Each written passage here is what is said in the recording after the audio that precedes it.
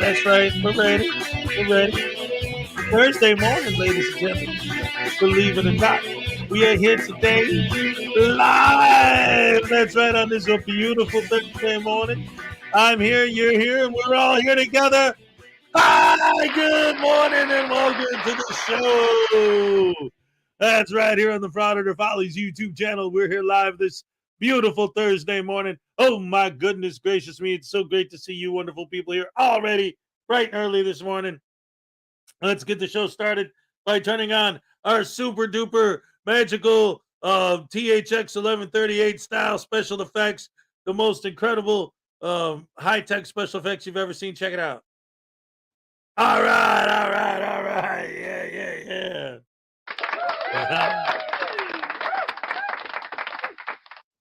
Welcome to the show, everybody. Good to see you.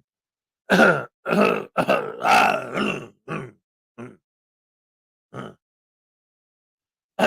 don't know, man. I got a frog in my throat. I don't know how he got in there. The heck? Anyway, how's it going, everybody? Let's see who we got here today. Ladies and gentlemen, Tequila Kid was first. Here's your happy dance. All right, starting the day the right way with a happy dance, hip hip hooray. And I already saw your, the whole Josh Abrams thing. I covered that. That was the first video I showed yesterday morning, actually, was the New Tones video. So, yeah, Josh is, oh, man, I knew the guy was a turd bomber, but holy crap, I didn't know he was a turd eater as well. He likes turd sandwiches on poo-poo bread. Wait, poo-poo bread. So maybe the dried poop is the bread and the liquid. Oh, never mind. Hey, Scott Ammo, good morning. Kimmy Wrangler in the house. Good morning, everyone. Good morning to you, too. Alyssa White Rabbit, hello, morning, lovies. Yes, morning to you. Just Jenny, good morning, Hez and Rash family. All right, thank you. Thank you so much for joining us. Greg Jonick in the house. Good morning. What's up? How's it going? Scott Ammo, Greg Jonick. Kingston 2000. Good morning, all. Yeah. Dead farted. Texas Tim. Who else? Griffey. What's up? Good evening, all. I've been watching you on the side. Hope that no good Frauditor news how Voodoo gets a few good tastings. I swear he slapped me around a few times while I was sleeping. Oh, no. He's snickering back here. I don't know, man. We're going to have to check onto that later. Oh, good stuff. Good stuff. Love you guys. You guys are the best fans in the world. Best fans in the world. Frauditor Wranglers in the house as well, of course. Good to see ya. As always. Who else is here? Let's see. Frauditor Hunter. Good morning, my peeps. My peeps. My peeps. My peeps. What's up? What's up? Good? Adela. Good morning, everyone. I'm in my sewing room working on a project. I'll be listening to the stream. Fantastic. Welcome. Glad to have you aboard. Luna Knights is in the house. What's up, man? Hello, Luna. Welcome. Ray Ray's in the house as well. All right. I got the best fans in the world. Best fans in the world. Nightman's wife, morning all. Baby Hunter says, kisses to Hez. All right, thank you. Oh, I appreciate it. Norfolk Southern Pokey District, morning, founder of Follies and Ray Ray, Kimmy Wrangler, and everyone in chat. Oh, all right. That's what I'm talking about. Happy Hez family. The Rise and Shine with Hezokuai family. We're all good. It's all good. No worries. Yeah, Florida Jim, what's up? Wow, I made it to the start of the show. Holy crap, hammer sauce. Can you believe it? Norfolk Southern Pokey District. How's it going? Dib. Oh, I ain't seen you in a minute. Good morning. Great to see you here. All right. Good morning, everyone. Lurking mode, but still here. All right. I love it. Don't forget to drop a like. If you're just popping in or popping out, hit that like button. Jersey Fool, what's up? Good morning. Happy DMA got arrested day. Yeah. You know what? I'll throw you a happy dance for that one. All right. From what I hear, he's already out, but still awesome that he got arrested in the first place. It's good stuff. Chef M80, good morning. Too bad it's too early to know if DMA needs for greed will take an effect on his sentencing. Yeah, it's going to be very interesting to see how that goes. What time is that? Will we be able to cover that live, or is that after the show? I don't know. Kimmy Wrangler, Ray, Edie Marie, what's up? Good morning, Kimmy Wrangler. Hey, Blue Steel, good morning from Gainesville, Florida, down in the swamp. That's right, you got them gators. Hell yeah, those crocodilies. They ain't fooling around. Griffey, Florida Jim, Nightman's wife, Jersey Fool. Nowhere Fast, good morning to you. Yes, good to see you. Graham Grayfiend, good morning, everyone. You know I'm here, but will Hez notice? Hell no. There's no possible way that I will mention Graham from the Graham and Bob show, and the fact that he's here, and the fact that every Saturday he makes me a special custom short video just for my Saturday show, and that he like goes above and beyond the Call of Duty every weekend because he's so awesome. I would never say any of that because dag nabbit, there's no way I'd ever mention Graham. Yeah. Cliff Hickson's here. What's up? I got a ticket and immediately released. He got a ticket and was released. Of course, my wonderful, beautiful, fantastic, unbelievable producer Salacious is here. You can't beat the best. Better than all the rest. Yeah. Yeah, yeah. And I said, yeah. He said, yeah. And I said, yeah. He said, yeah, yeah. And I said, yeah, yeah, yeah, yeah, yeah, yeah, yeah, yeah, yeah, yeah, yeah. Yeah, yeah, yeah, yeah, yeah, yeah, yeah, yeah, yeah, yeah, yeah. Where's that DMA petition at? Good question. Let's see. Whoever can find it and drop a link first gets a free entry into this month's giveaway. How about that? First one to drop a link to the DMA petition. So anyway, hello, ladies and gentlemen. Welcome to the show. Great to see y'all here. It's Thursday morning. Oh boy, what a week this has been so far. We got tomorrow, and then, of course, Saturday, we're going to have Miss Mandy on the Saturday Night Snafu. It's going to be a fantastic, wonderful, and great. And, of course, obviously, most of you have already seen and heard all about it. Extra, read all about it. DMA got arrested again yesterday. Hooray. Yep, he was being a bunghole. Wow, what else is new? And they weren't putting up with it. So he got it. Just Jenny, what's up? Graham says we love Salacious. All right. Nightman's wife, just Jenny, Cliff Hickson. All right, nobody's got a link to the DMA petition to demonetize DMA. What I said still stands. First person to post a link to the demonetized DMA petition will have their name entered into this month's giveaway. All right. Let's see. Oh, Unclean Hands is in the house. Let's see. Graham. Oh, listen, Salacious. Here's the thing. It's like a gag, and Graham's in on it, because the first time I saw his name, I thought it said Garfield. So then it became like a thing, like I call him Graham Garfield, but it's Gray Fiend. Like the color, gray, I think. Florida Jim, back off, boys. Salacious is mine as long as my wife says it's okay. Hey, we got $2 Australian from Griffey. He says, you know what? I want that tasing for News Now Voodoo for slapping me. Ray, how could you not be a mod on this channel? That doesn't even make sense to me.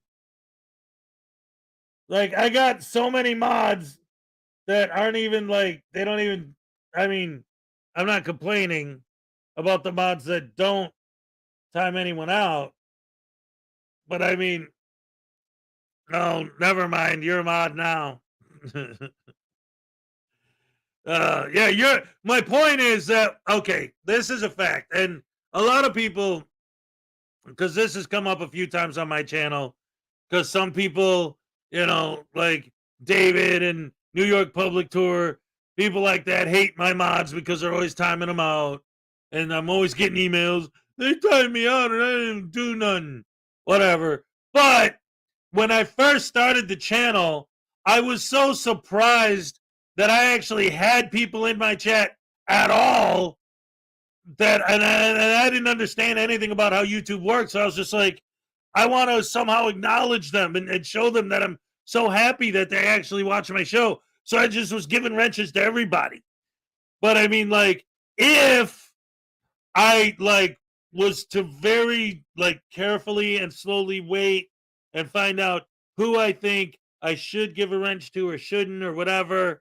Again, not saying anything judgmental about anyone who has them now, but the point I'm trying to make is Ray would absolutely be one of the ones that would have one. So the idea that I didn't already have a wrench for her is kind of weird to me. And of all people, I think she specifically would be somebody who had one. Griffey's like, who cares if they get timed out? They should just grow up.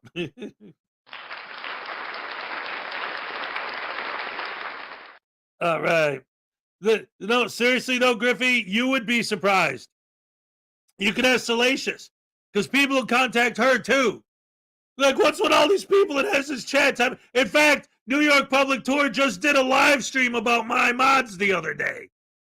Like, you'd be surprised how many people like take getting timed out as like, I mean, the way they talk in some of these emails is you would think I was chasing them with a stick and beating them as they were walking down the street. Like, your mods timed me out for 300 seconds. Ah!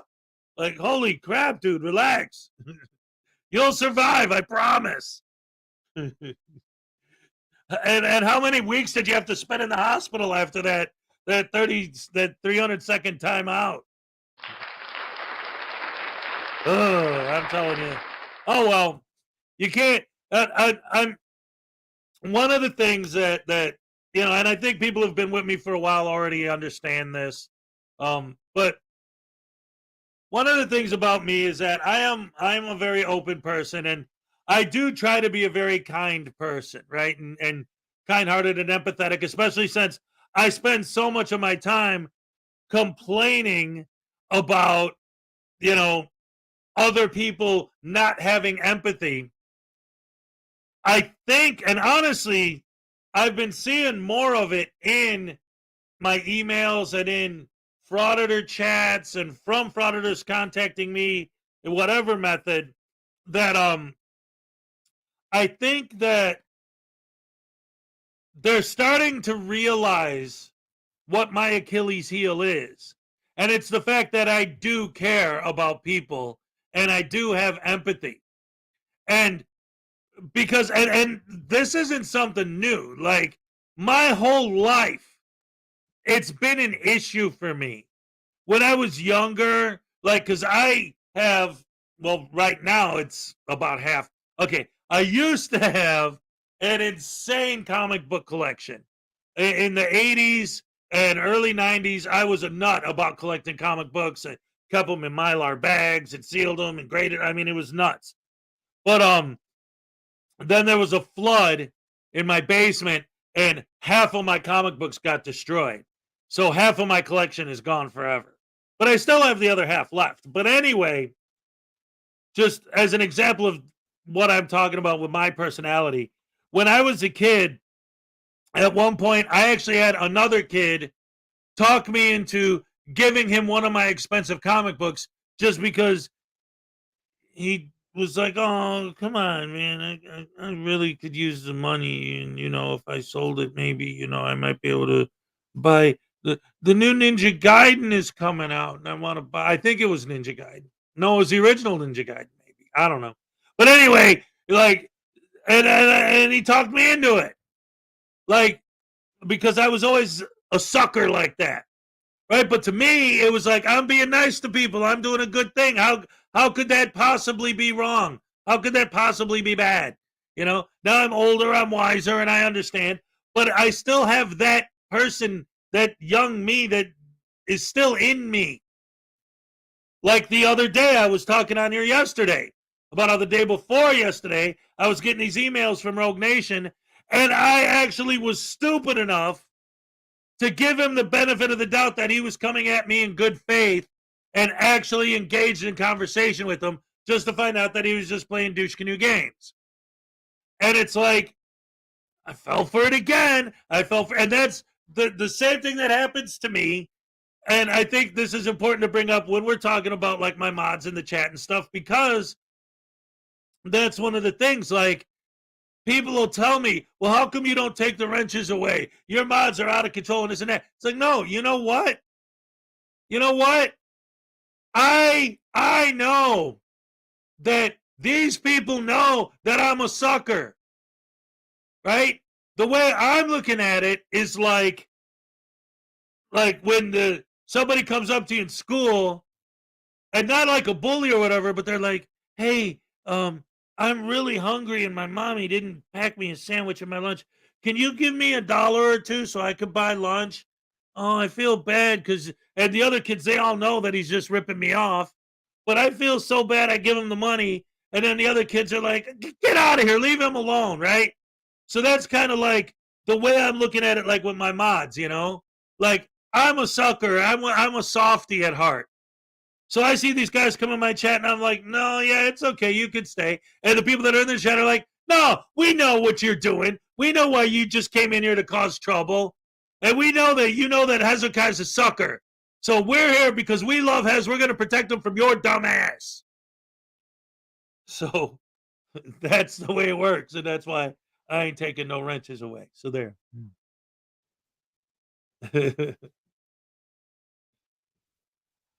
Okay, Hez. So does that mean I get a signed copy of your book? Well, I mean, that's another thing that I learned from life. An important lesson. No, you know what? This is why I do giveaways. Because I do try to give back to the community. Because if you get a free entry, or if you like donated $1 and you win something that's worth $50 or more, I've given away things that were worth way more than that. That's cool. But the fact of the matter is, you can't be stupid. Like, hey, I might be a sucker for a pretty face or a sob story or whatever, but at the same time, I'm not stupid. I know that you need money to survive. I know that if I'm spending $50 on something and you want it, I can't just give it to you. Like, maybe when I was 15, I might have thought like that. Has said doo-doo. Doo-doo on the shoo-shoo and the poo-poo on the you-you. Wait a minute. Here. You know what? Voodoo got a... Plus, I owe him a tasing for Griffey anyway. So I might as well get hit to get that going. What has... What?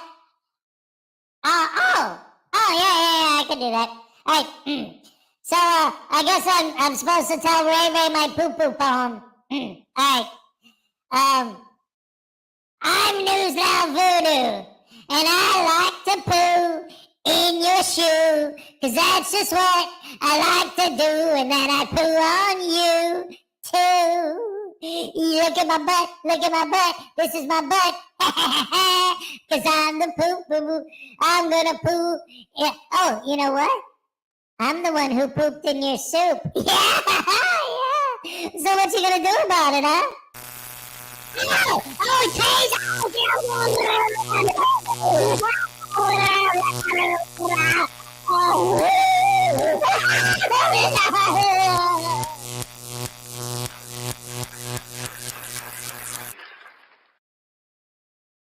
Well, all right. Everybody loves a good taselating. I even got my fan art picture from Sue Bear, him getting tased. Good stuff. There's a close-up of it. All right.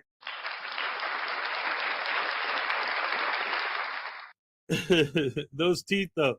Hey, Ray, did you see this month's giveaway prize are mini 3D printed voodoo dolls? I always do 10 prizes. 1 through 9 are going to include a blank. All 9 of them are going to get blanks, but the 10th place is going to get a 3-piece set of pre-decorated by Salacious. Look at this. We got the Savsit. He's got his little Black Saw dictionary. He's got his little hat on. It's signed by Salacious. That's pretty awesome. And then we got the Long Island Audit with his girdle on. Oh, dang nabbit. Glasses, hat, the whole 9. He ain't fooling around. And then over here, look at this. We got News Now Ninja. Look, he's got his tattoos. He's got his little flip-flops on. He's got the press jacket. He's got the dreadlocks with the hair shaved underneath, all just like the real News Now Ninja. Look at that. He's got his little hippie bracelets on over there. These things are amazing. And again, the grand prize this month is going to be all 3. And because you mentioned the teeth, and yes, they all still have the rotten teeth, the yellow teeth. Yeah. All right.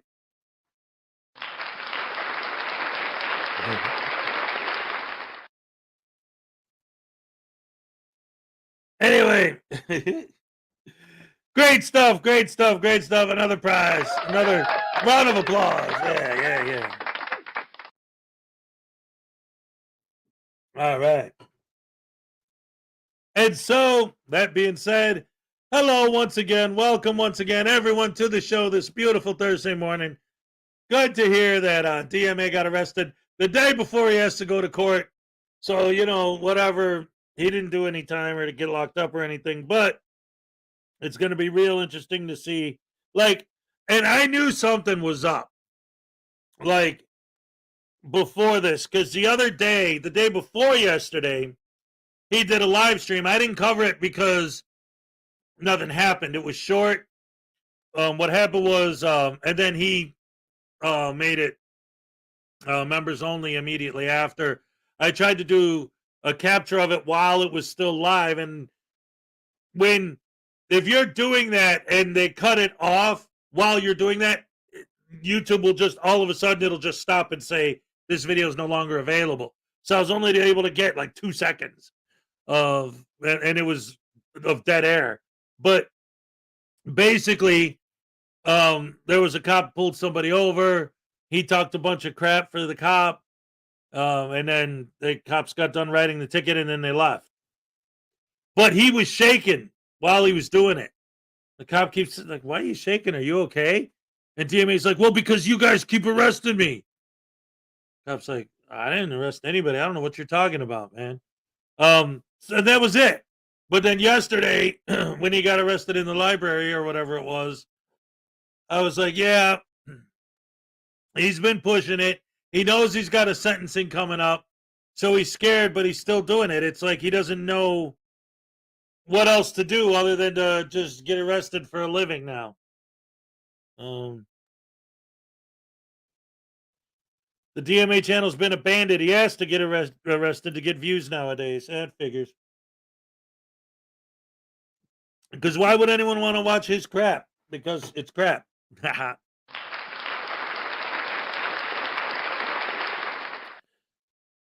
Oh yeah, us versus Cardigan. Yeah, Mr. Cardigan.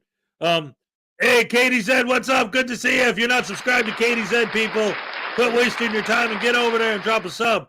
And I know you're all already subscribed to Unclean Hands. If you're not subscribed to Unclean Hands, what the hell are you doing here? Like, go there first, dagnabbit. Get that done. Katie Zed's great. She does a real crime show. She doesn't just cover like frauditors and sovereign citizens, but she does that as well. So definitely check her out. Great stuff, great stuff, great stuff. Oh yeah. That cop didn't respond to a single thing DMA said. He just kept looking at his watch. Well, yeah. Oh, yeah. Because before he arrested him, he's like, okay, you have until it's whatever it was, but he's like, it's 1:47. You have until 1:50 to leave the building. And DMA's like, well, you can't trespass me and blah, blah, blah. 1:48. Okay, you're not going to trespass me. This is in public. And what are you going to do? And the cop's just standing there looking at his watch. 1:49. And then after 1:49, the cop starts like, come on, let's get to 1:50 so I can lock this guy up. It was great.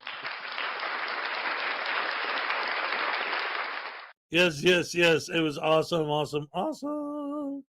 Frauditors are criminals, so they belong on my crime show. Yes. Exactly. Anyway, that being said, I got a couple more couple of frauditor things. I got a couple soft sit things today too. I like watching the soft sits get pulled over because they're so dumb. But first, I'd like to start with a video of a frauditor. Ladies and gentlemen, boys and girls, women and children of all ages.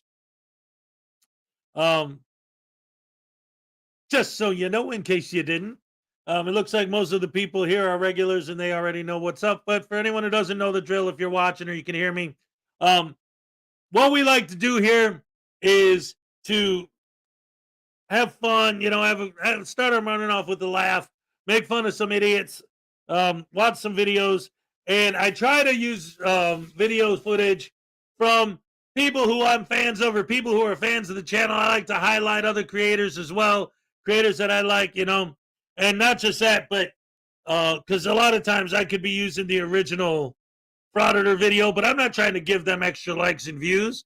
But I love giving the people that I follow other extra likes and views, like Unclean Hands. He's here every day. And when I watch one of his videos, he bitches and moans and complains about me showing his videos. But he's just playing with me because I know that he loves it. Because when I don't play his videos, he's like, what the hell? How come you're not playing my videos today? What, are you mad at me? So it's like, hey, it's all in good fun. And that's another thing, too, now that I think about it. Because I'm just, I like to have fun, man. I'm a happy-go-lucky kind of guy. Because earlier I was talking about the mods and stuff. This is another thing that has actually come up a couple times recently. There are some people, the biggest one is Uncle Artie's Bar and Grill of Stupidity, but there are others as well. All right, so like when you think about like a group of guys getting together, hanging out, just hanging out with the boys, there's going to be a lot of trash talking, and it's not going to be like over the top insults. It's going to be like, oh, come on, relax, dude. I'm just breaking your balls a little bit. Ah, shut up, you asshole. Oh, did you see that guy? Oh, yeah, he was with your mother last night. Oh, damn. Just fooling around with each other. Well, that's how like Uncle Artie and I talk to each other. And there's some other people too, just guys just talking, whatever. But apparently I've seen several cases in the chat where people who don't know and understand the character of Uncle Artie, and they see him come in here and say something and they get all mad. And it's like, no, that's just Uncle Artie. He's just doing what he does. Again, I'm using it as an example, but it's not just him. It's just he's the easiest example to use because he is extraordinarily bombastic and bodacious about his loquacious. He's the lead. It's the Bar and Grill of Stupidity is his bar. So he's all about that. He embraces the stupidity of it. That's the character. It's a character. But anyway, that's a whole nother thing. And again, I don't mean to necessarily harp on him specifically. It's the whole idea that there are people that I'm cool with that sometimes will come in the chat and will just fool around like just as a joke. And I get the joke, but sometimes maybe some of the mods don't. So I just thought I'd throw that out there. Oh man, it's amazing. Sometimes the amount of work that I do goes beyond the show itself and into the, whatever. But that's fine because, ladies and gentlemen, I want to start the show today with someone who I've featured on here before, but I'm a big fan of, and I think you should subscribe if you have not yet, to Kenny Klein TV. Oh, no. All right. Yeah. Time to wake up. This is what you need. Entertaining and educating. This Kenny Klein TV. Tune in, please don't delay. Entertaining while we educate. This is what you need. Hey, Kenny Klein TV. Let's go. What is up, guys? Hope everyone is having a great day. If you are new to the channel, welcome. And if you are coming back, welcome back. And if you have yet to subscribe, please go ahead and do that. All right, so today we're taking a look at blind man audits. Again, the last time we featured him on the channel, he was very upset about a fedora-wearing man simply asking him questions, going as far as to call him a Darren. And you, the people, we, the people, decided that that man was not a Darren. In fact, almost everybody thought that man was very dapper, very well dressed, and a lot more informed than the auditor. Well, he's back at it, and this time he is at a church. And he again is confronted. How does this encounter go? Well, let's get right into it and find out.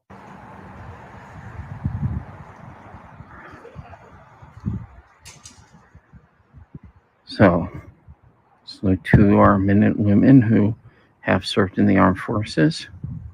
I don't always see a flag, but when I do, I try to acknowledge that. Let's see.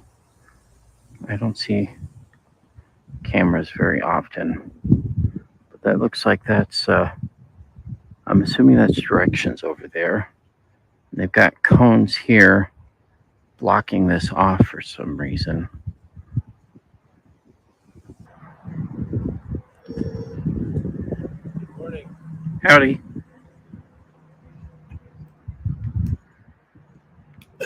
Did you want to come inside? Not at this time, thank you. Well, yeah, thanks for making it this far. What's your name? You can call me Blind Man. Okay, I Yes. could. Yep. All right. Can I call you something else? That's all I'll go by for now. Okay. Yep. Blind man, what brings you here? Just here on this sidewalk. Yeah. Yep.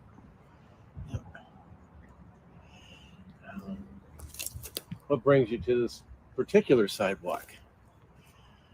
I'm just here working on a project. Okay, so Unclean is surprised to find out Blind Man is still around. Yes, the original video that we're watching right now was just 2 days ago. So yeah, he's still out there, man. This is his, looks like his most recent one, 2 days ago. Okay. Yep. That's a really good video holder you got there. Thank you. Could I ask what kind of project you're doing? I wouldn't want to divulge that at this time until the project is complete. And that's fine. Yep.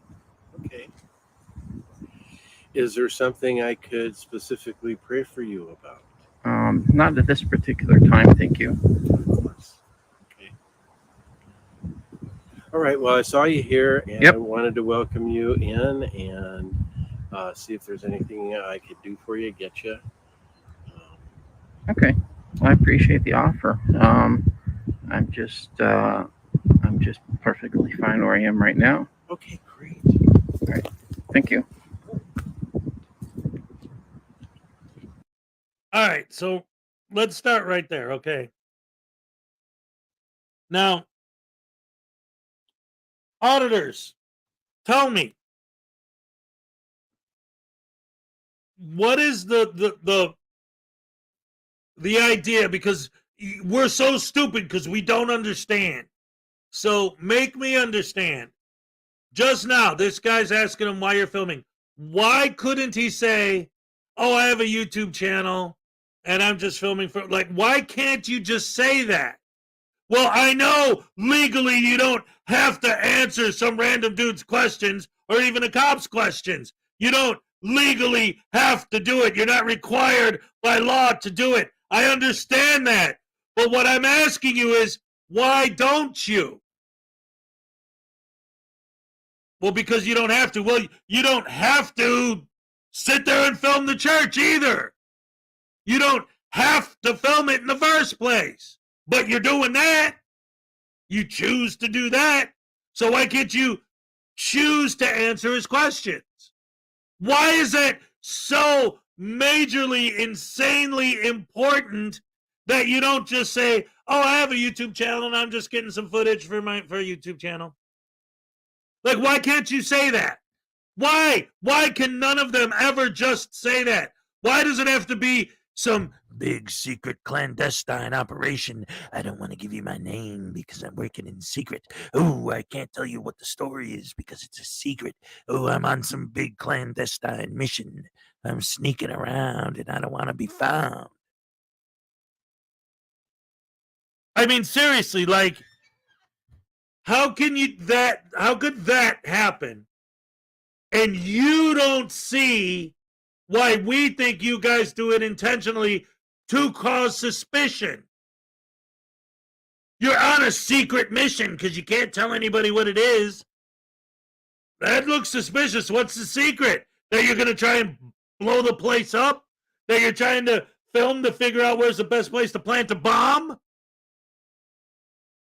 You're trying to find the weaknesses in their defense so you could look at the film later on your computer, zoom in, and see where to march in with your guns? Well, I'm not going to do anything about it like that. How do they know that? How do they know that? And you can't say because you tell them, because you won't tell them anything. But you don't understand why we don't understand. He's undercover journalist. Here's your happy dance. All right. Yeah, undercover journalists always use hidden cameras. You know, see, that's the thing. Like, I've seen reports that were done by investigative journalism, by investigative journalists. They don't act like this. What's up, LJ? Good to see you. But seriously, right? Like, and again, just in case, because I know, even though they're probably not going to be in the chat because they know they're just going to get booted right away, maybe send me an email or put something in the comments afterwards, or I don't know, make a comment on my most recent, I always read my comments on my most recent community post, just answering the question I'm asking here, if you can't get in the chat, or if you're watching this later in a rerun. If you have a legitimate answer to question number 1, I understand that by law you don't have to explain why you're there, but why won't you? I know you don't have to, but again, you don't have to be filming in the first place. There's no law that forces you to film, just like there's no law that forces you to answer, but you choose to film. So why don't you choose to answer?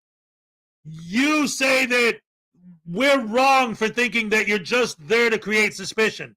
So what is the purpose of going out of your way not to answer? Again, I understand you don't have to answer, but you can choose to do so. Why do you all purposely go out of your way not to answer if it is not to specifically, intentionally cause suspicion, to create suspicion, to look suspicious, to make people nervous, to make people uncomfortable? And part 2 of that same question, all right? If it's not, if you're not doing it on purpose to arouse suspicion and to make people nervous and to freak people out, the very first audit you ever did, I could say, all right, second maybe. But when you're a professional auditor and you watch auditing videos all the time and you see these auditors out there all the time, and there's hundreds, thousands of videos, hundreds of thousands of videos of people doing this, and the people they're doing it to getting suspicious and freaking out, I'm still supposed to believe that, knowing that that's what's going to happen when you act that way, and yet you still continue to choose to act that way. That's why I can't believe that you're not doing it intentionally. If you're not doing it to make people uncomfortable on purpose, if you're not doing it to arouse suspicion on purpose, but every time you do it, that's the result, how do you not understand that that's going to be the result? Like I said, if you do that one time and somebody freaks out, I could believe you saying, oh, I didn't know he was going to freak out if I acted that way. But when that's what you do and you get that reaction every time, how long is it going to take before you realize, hey, wait a minute, if I do that, they're going to freak out. So keep doing that? Well, at that point, you have to be doing it on purpose. You have to be doing it on purpose. You have to be doing it on purpose because you know they're going to react that way, because they react that way every time you do it. Unless, once again, the only other answer is You actually are that stupid. What's up, Dino? Good to see you.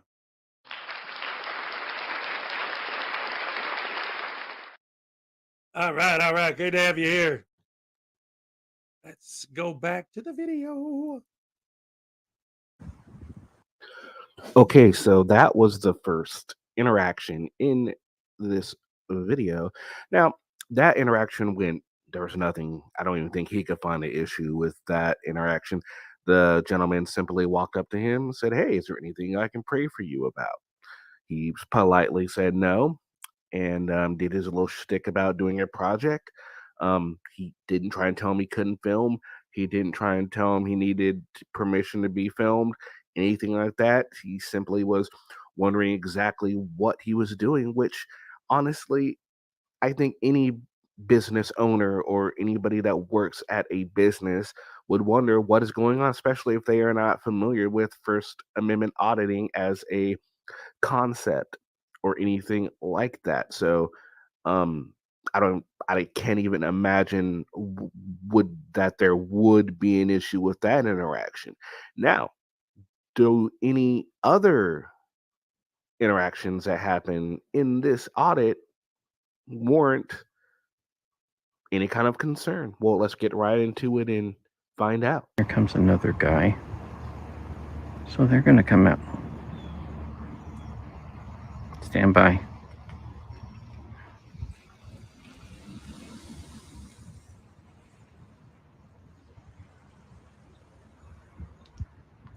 You should have known we were going to come over and talk to you. I'm sorry? I said you should have known we were going to come over and talk to you. How are you? That's fine. How are you guys doing today? I'm good. Good. Are you good? I'm fine, thank you. Okay. What do we got going on today? I'm just out here on a public sidewalk. Okay. Yep. This isn't actually public, but... Well, this is actually public. The sidewalk is considered public. Regardless of that, there is an easement here, but yeah, this is a public street up to a certain point here. So, which makes this a public sidewalk. Okay, so you're one of those guys? I'm not sure what you mean by those guys. Well, you tell me what you think that I mean by that. Somebody out here trying to get attention and... Correct! I'm not sure what you mean by that. I'm not... We were out here recording on a sidewalk, hoping that you're going to draw attention at a church where you know that it is a soft target and there's potential threat, which means that you know that security is going to come over here and talk to you, and you're going to see how we react. A soft target. You're not a dumb guy. I already know that just for the fact that you're here. You've done your research. I appreciate that. You're absolutely more than welcome to record. I don't have any problem with that. I'm just coming over to make sure that you're good and make sure that's actually what you're doing and not some weirdo outside of, quite frankly, being a weirdo.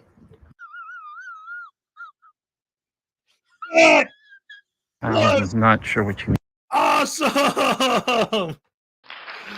That was awesome!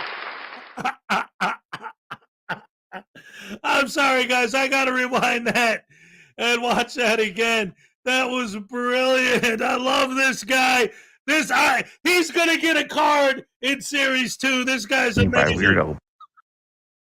Of my anti-frauditor cards. Yes. Which means it's church. We were out here recording on a sidewalk, hoping that you're going to draw attention at a church where you know that it is a soft target and there's potential threat, which means that you know that security is going to come over here and talk to you, and you're going to see how we react. A soft target. You're not a dumb guy. I already know that just for the fact that you're here. You've done your research. I appreciate that. You're absolutely more than welcome to record. I don't have any problem with that. I'm just coming over to make sure that you're good and make sure that's actually what you're doing and not some weirdo outside of, quite frankly, being a weirdo.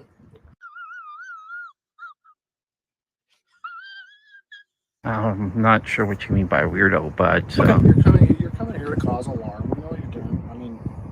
I mean, you're more, like I said, you're more than welcome to. You're actually more than welcome to even come inside if you'd like to. If you want to come in and grab service, be more than happy to get you a seat in there. You can actually record part of the service here and there. We just ask that you don't record the entire service. But if you wanted to record bits and pieces, just because it's under trademark. But yeah, if you want to hang out here and record. Good service today. So. Okay, well, I appreciate your offer. I think I'll just stay put where I am, respectfully. I already knew the answer to that. So if anybody else comes over, what do we call you? You can call me Blind Man. Blind Man? Yes. Okay. So if anybody else comes over and says that there's a guy out there recording, identifies themselves as Blind Man, we already know that, and you can tell them that you talk to James and Stevenson. Okay. So, all right. No worries. Enjoy your day. All right. Take care. Hey, what YouTube channel am I going to be on? I don't know anything about that. You don't know anything about YouTube? Well, I don't know where this story will go. Okay. Is that what you're doing as a story? Under freedom of the press. You're not even a real journalism. That's right. I understand that. I'm not doubting that. Just curious as to where we're going to end up. That's all. I wouldn't want to divulge that as that might compromise. I know it might compromise your story and blah blah blah blah blah. That's kind of the stereotypical response that the stereotypical response. It is, yes, sir. So, I'm just curious where we'll be able to find you in the future. Okay. I mean, if you're doing this for an actual story and you got good stories and you want to get followers, it'd be a great opportunity for you to get at least a plug out of it. Okay. Is it not? Well, I won't divulge anything else at this point in time. Okay. Well, you need a little bit more practice on your First Amendment audit. So, wish you the best of luck, sir.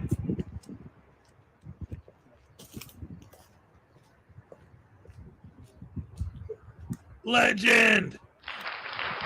Okay, not sure what he meant by practice, but it didn't sound like he was too friendly inclined to it. But it also sounds like he knows not to call law enforcement. That he was trying to finesse me, telling me that this wasn't a public sidewalk, which this definitely is. All right, so there you guys go. Now, the only issue that I think could be made is the fact that the gentleman did state that the sidewalk wasn't public, but it is. I believe he knew that. Maybe he was just trying to, see if the auditor himself knew, sort of thing, which, is what he can do. He never told him he couldn't do it. He was simply, he simply said, hey, well, maybe it's not. And, it is. And he knew. And, he was just trying. I mean, he didn't want him there. So, he did what he thought he could. Of course, he was wrong. When pressed about it, he didn't continue. He knew exactly what the auditor was doing. Again, he's not a public official, so no rights were violated at all whatsoever. The other complaint that the auditor had about him being not polite, well, again, he is not a public figure. He is not a cop. He is not a public employee. Therefore, the expectation of politeness is not really valid at this point. He has a First Amendment right to treat this guy how he wants to treat him, unless he threatens him or actually harms him or anything like that. Nothing like that happened. How many times have auditors been rude to public employees and say, "Oh, you have to be nice to me. I don't have to be nice to you." Well, this gentleman doesn't necessarily have to be nice to him. So it's just interesting how they can complain about regular citizens not being nice to them, whether they're private citizens, private employees, private business employees. I'm sorry. It's ridiculous. He knew the gentleman knew exactly what both of them knew exactly what was going on here. They didn't fall for the bait. Auditor, he ends up staying quite a while until the service ends. Nobody else confronts him or anything like that. So anyway, what did you guys think? How did this interaction go? Both interactions. What did you think of the first reaction?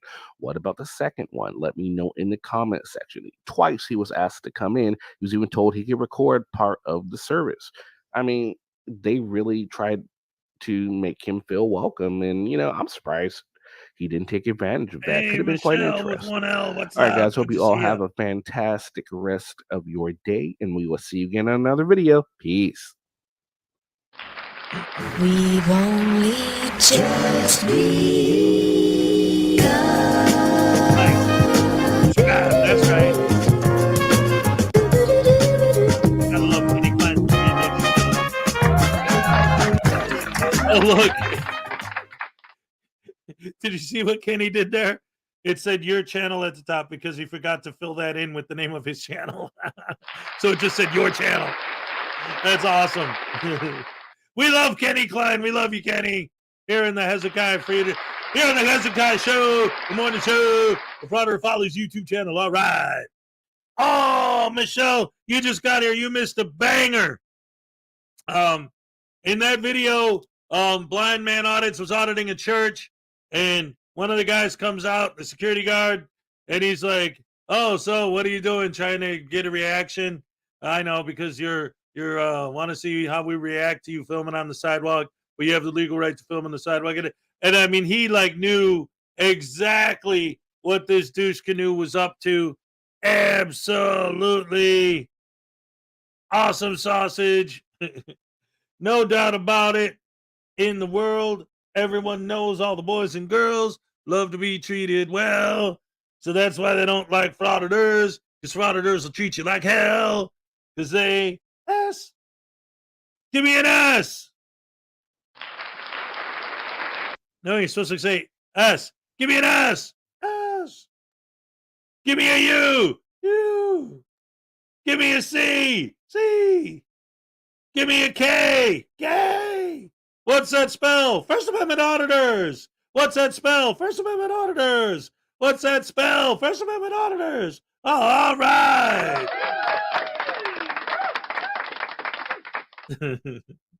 Those security guards gave us some awesome sound bites. That is exactly right. In fact, I'm actually in the background downloading that video, the original, right now, because there's a lot of great content in there that I'm going to be using very soon in a future video. In fact, you know what? I'm going to do something real quick now that I'm thinking about it. Because I wanted to like ask a question, but maybe it would be better if I do it this way. Hold on. Let's see.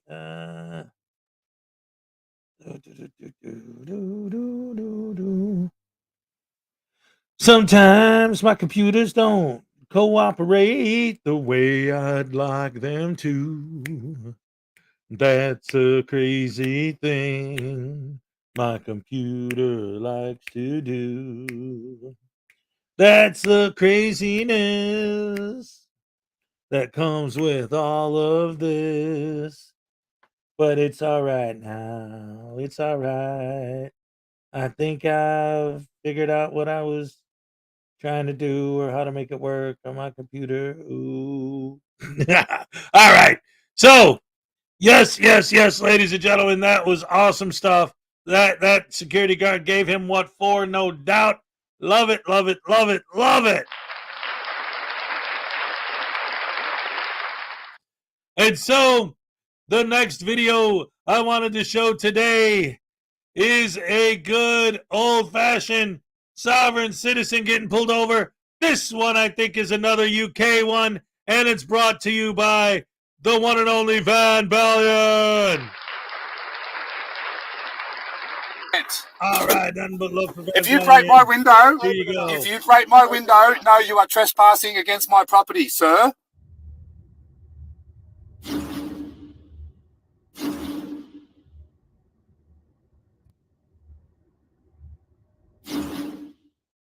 Okay, guys, today we head to Wollongong, New South Wales, Australia, where a sovereign citizen gets pulled over by Highway Patrol for a random breath test.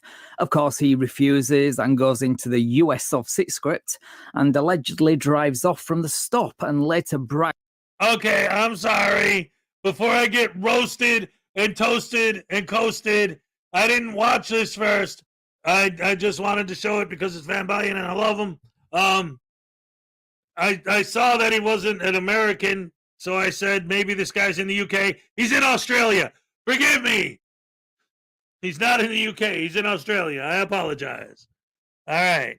Now that I admit when I'm wrong, unlike auditors.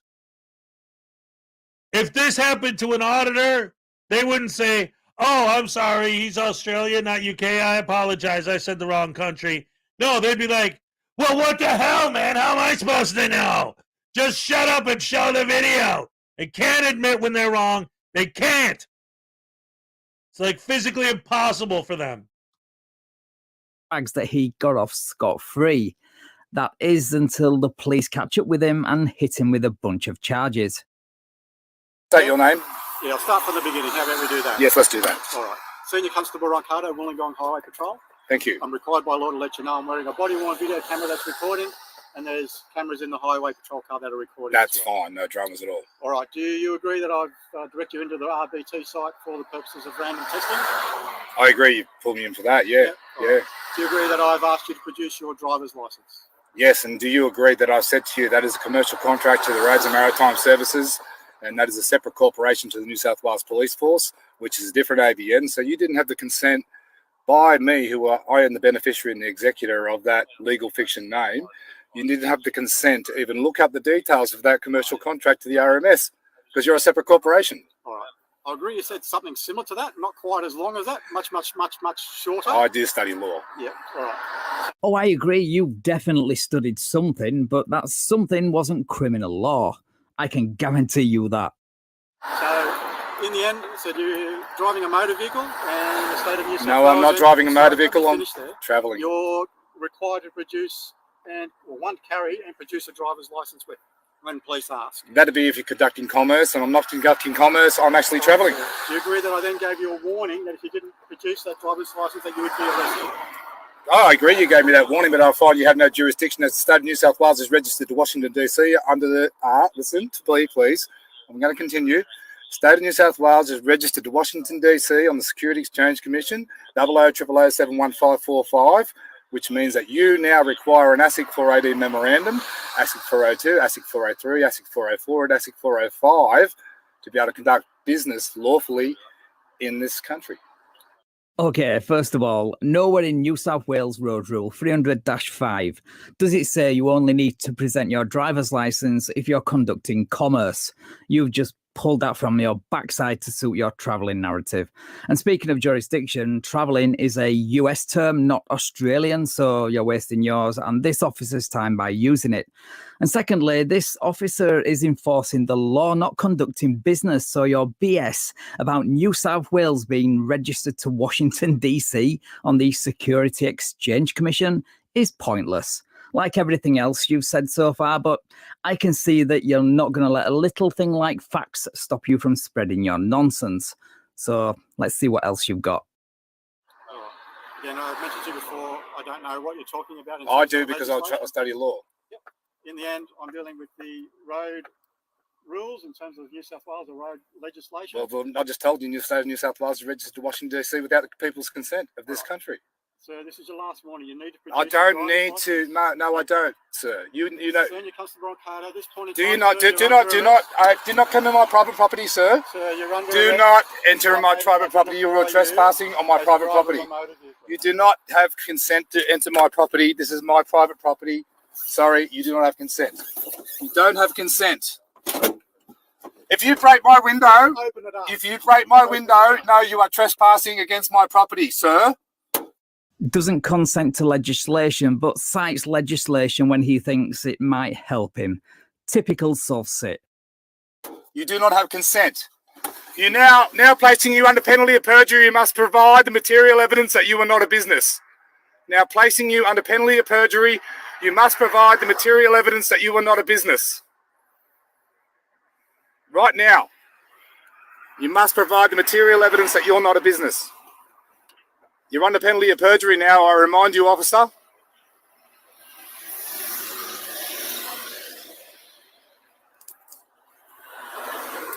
I know the law very well. I study contract law, all right?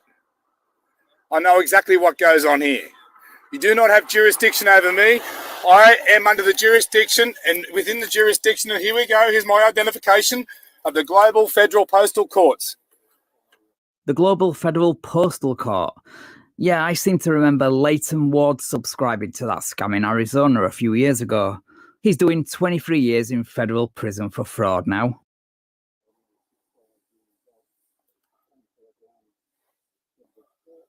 That's a legal fiction name, that is not I.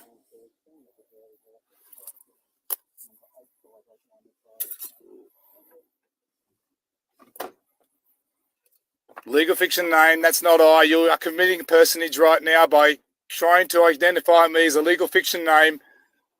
You do not have the right to do so. That is personage. Personage is a crime. You're supposed to be upholding the law, sir. Do you remember back in the day, well, like a few months ago, when Aussie cops broke windows and dragged soft sits from their vehicles? Yeah, I long for the return of those days too. I am under global federal jurisdiction. Do you want to see my identification tag? You do not have jurisdiction over me. Real federal, not corporate. I am a student of Mark Kishon Christopher, the Global Chief Postal Court Judge. Do you still want to wish to try to contract with me, sir? Do you believe you are higher jurisdiction than Mark Kishon Christopher, the Global Chief Postal Court Judge? Yes. The real federal. No. What kind of narcissist refers to himself as the Global Chief Postal Court Judge? That's a psychiatrist's wet dream right there. I actually looked into this Mark Kishon Christopher, specifically his website. And let's just say I agree with this Reddit user when he calls it a goldmine of batshit insanity. So I'm not surprised when I see this guy falling at his feet and fawning over him. Some people are just weak and need a leader to tell them what to believe and how to think, however dumb it sounds. I will take this to the courts. I've already beaten the Chief Magistrate in the court in Sydney. And you will be next on the litigation. You'll be held liable in the private capacity. Do you understand? In the private capacity, you will be held liable. Your badge is your indemnity number. Your corporation does not cover you for your own conduct. Do you understand? So you do not have jurisdiction over me. I am global federal jurisdiction. And you will be receiving a judicial notice from me. Do you understand? Corporation cannot make laws for the living, nor can a corporation enforce laws on the living. Sir, I run a channel that reaches over 1.4 million people weekly. And I will make you famous. I need to go. I have to be somewhere. Sorry. First of all, I'm not sure what platform he gets 1.4 million weekly views on. I looked on YouTube where he doesn't seem to have an account, and then Facebook, TikTok and BitChute and counted a few thousand views collectively. Regardless, the law doesn't care about views on the internet.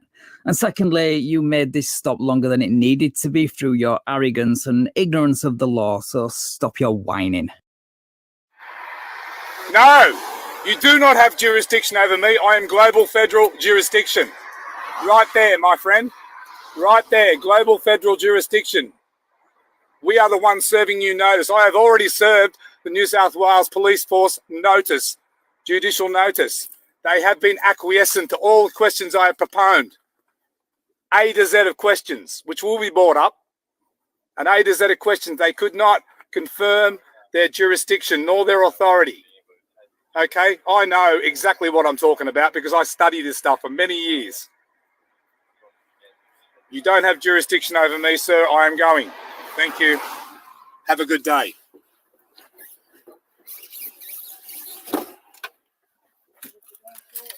No, there's no Mr. Glenn Short here. You are talking a legal fiction name. Right, so that's where the video ends, unfortunately, but I do have an update for you regarding the immediate aftermath and the charges, courtesy of the New South Wales Police Assistant Commissioner Brett McFadden, from when he was quizzed about this incident on radio station 2GB Sydney, where he said, following the incident, court attendance notices were prepared by the officer involved, and on Tuesday we engaged further with the alleged offender, and we had one of our sergeants attend the area where he was known to frequent. He said a forceful arrest is often the case when the accused makes it difficult to identify, but the officer involved in this incident had identified Short by other means and elected not to engage in a pursuit. Within 24 hours, the alleged offender was re-engaged and served due notices to go to court in September.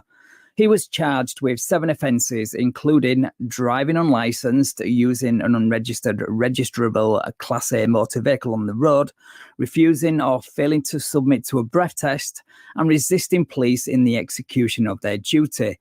And like I said, his court date is in September, the 25th of September.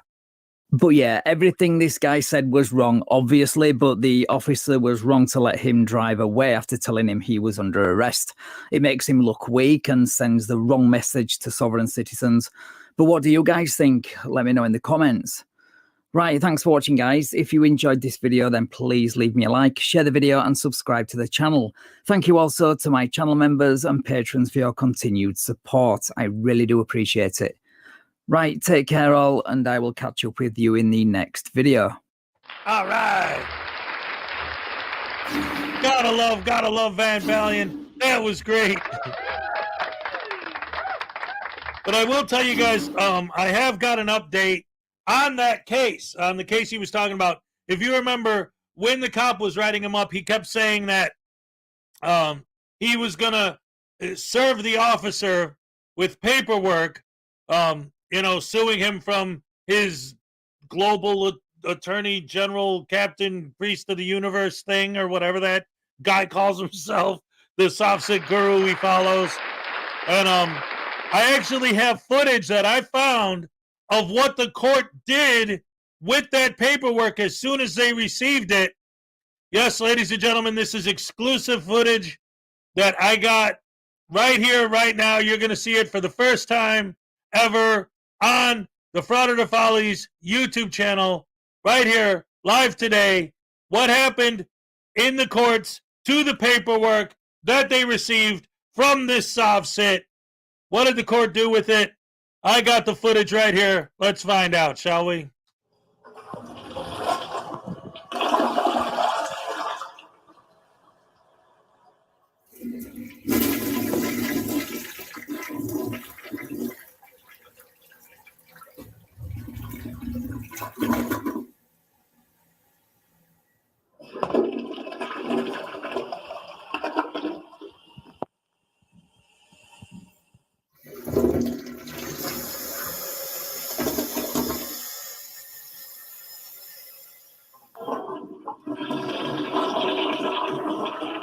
And this is like a 2-hour video of just toilet flushing. It's actually kind of, it's like not at all interesting, but it actually kind of is. Because, like, you see, like, at the bottom, he goes to, like, every state and, like, flushes several public toilets in every state. It's, and this one looks like it's about to overflow, but it doesn't. But it's just like, okay, this is how toilet flushing looks in every state. It's weird, but it's, anyway. I thought that was funny. That's what we did with the paperwork. We flushed it down the toilet. All right.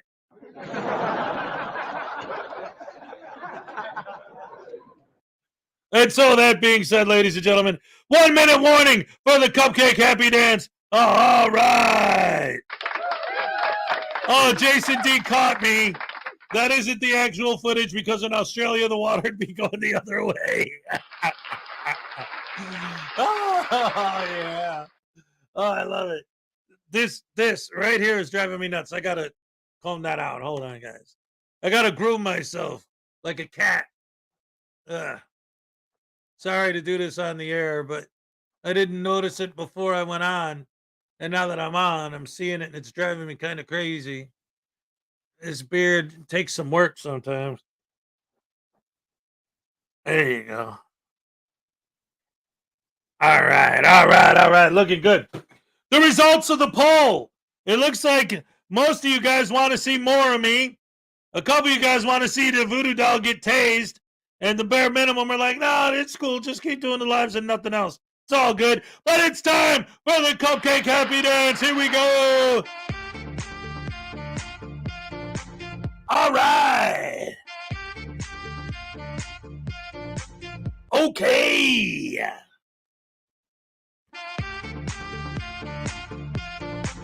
Olay. All right.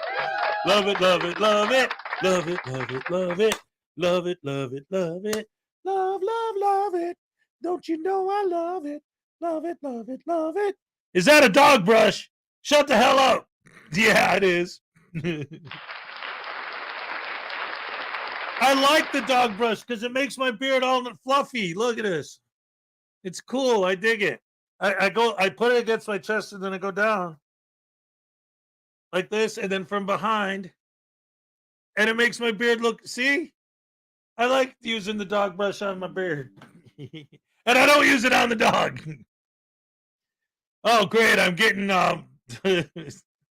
See, obviously you guys can't see it, but on my screen, you know, you get your notifications. I just got all these pop-ups. I guess something's going on in Raid Shadow Legends right now, and they want to make sure I get in on it. I was in first place in the tournament last night, so they're probably telling me someone beat my score. Whatever. I don't really play Raid that much, but when I do, you know, whatever. I'm pretty good at it. Anyway, let's see what I got here. So the next thing I wanted to get into today, everybody, is to say that we have so many idiots in the world right now. It's almost scary how stupid these douche canoes are and can be on so many different occasions. Just like in the new Regical video, this isn't a sovereign citizen or any of that. This is just an interesting video of an idiot getting pulled over. And I like showing these because to me, they are related to the subject matter in the sense that if you break down piece by piece exactly. Oh wait, did she respond with the Olay? Oh, Grandpa's is here, by the way. What's up? Yeah, there she is. All right. I didn't see that. Awesome. Cretin Rabs, what's up? So many great people. Firm Missile, man, I love you guys so much. I got the best fans in the world. Dagnabbit, Lisa White is here too. All right. Anyway, back to it. I like showing a lot of these types of videos because I think they illustrate very well the counter to the frauditor and the sovereign citizen argument. First of all, if you haven't figured it out yet, again, I know some frauditors watch my show, so this is more directed towards you, but even the people here and my fans, if you haven't figured it out yet, if you haven't noticed, I tend to show First Amendment audit videos, not always, but the majority of the stuff I show are guys auditing regular people. Like just now I showed they're auditing a church and the people who worked at the church. And before that, some dude like in a library or whatever it was, post office. The point is, I do that because whenever I really get into it with you guys, you always give the same answer. Always film the police. Hold the police accountable. And yet, every day I'm getting video after video after video of where are these cops that you guys are filming all the time? First of all, when you do film cops, it's the cops aren't doing a damn thing, and it's just you acting a fool. So even then, it's BS. But 90% of the videos I'm seeing popping up every day, you're not even filming cops. You're filming random people, hoping that if you keep poking the bear and poking the bear and poking the bear and poking the bear, that eventually the bear will swat. Once the bear swats, then you can call the cops and try to get him arrested for swatting, or you keep poking him until he calls the cops. Either way, the end goal is to get the cops involved. So if you're not going out and going after the cops, you're going after regular people trying to push them into calling the cops. And if they don't, you're going to find a way to try and humiliate and embarrass them. Oh, look at those Karens and those snowflakes. Ha ha ha. Paul Rumor Frazier for $1.99 pounds, £2. Thanks for the cards and the book. That's right. He got his stuff. Oh, all right. Here's your happy dance. All right. Thank you very much. Glad to see that my mailings are arriving. Everybody's getting their stuff. Let's see. Why is this month gotta go? All right, take it easy, Katie said. Thank you for coming. Make sure you drop a like before you leave if you didn't. Woo! Yeah. 73 people, 44 likes. What's going on, guys? Let's hit that like button.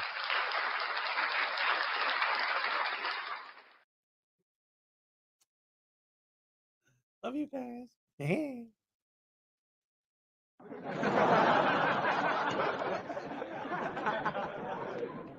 Tinnitus. Oh no, my ears are ringing again. If my ears stopped ringing, it'd be too quiet. I wouldn't know what to do.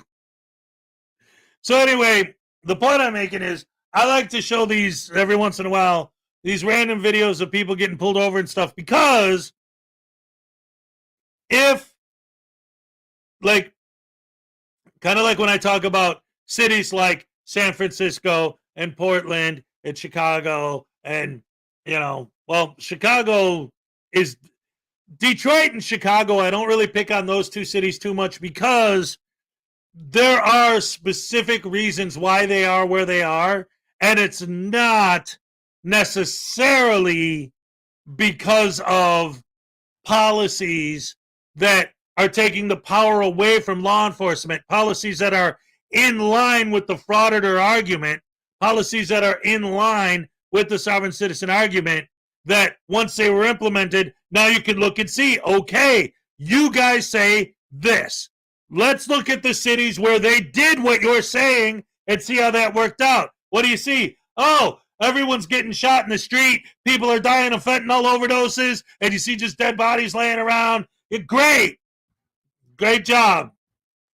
Love it. Crime through the roof. Businesses have to leave because so much theft. They're losing money like crazy. In San Francisco, they're telling you to keep your windows open when you park your car, because if you don't, your window's going to get busted by a crook anyway. So you don't want to make it too hard for the criminals. Make it nice and easy for them so they can just bust your window and get in and out. We don't want to do anything that might hurt their feelings and make them upset and think that people are judging them just because they're criminals. So anyway, videos like the one I'm about to show now, the new Radical video where this guy gets pulled over for drinking and driving.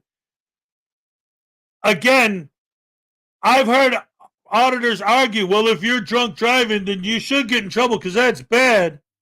But, well, no, Anastasia, I just mentioned Portland because it's on the list, but I don't pick on Portland anymore. I'm on West Hollywood now because what they did was they put, this was almost literally an attempt to do, like, obviously they weren't trying to do Chili's transparency, but it was like a real life attempt at basically the same thing. They decided to get rid of cops and just put unified security officers on the streets.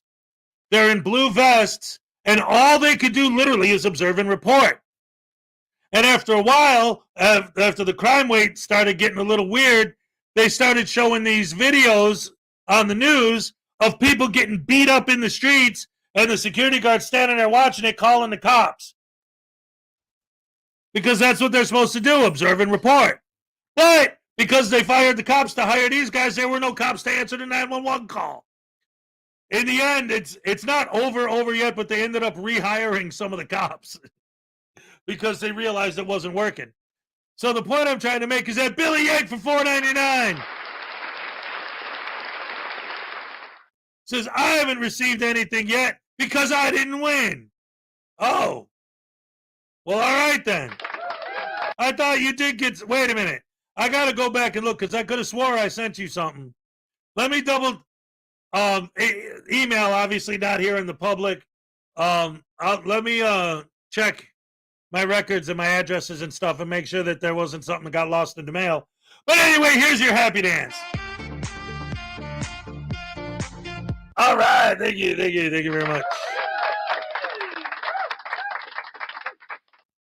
All right. Oh, wait a minute. I got 5 gifted memberships from Salacious. Awesome, Salacious. Thank you so much. All right, how about some double trouble? Okay, how about some triple dibble? Olay, hey, how about some quadruple poople? All right. Hey, and since you gave away 5 memberships, let's do a Cinco de Osimo. All right. Yeah.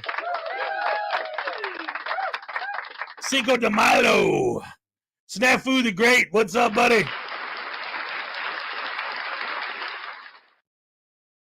I know, that reminds me of how, like, I keep doing this and it hurts every time. I don't know why it won't stop hurting when I do this.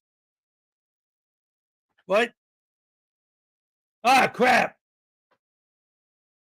Sorry.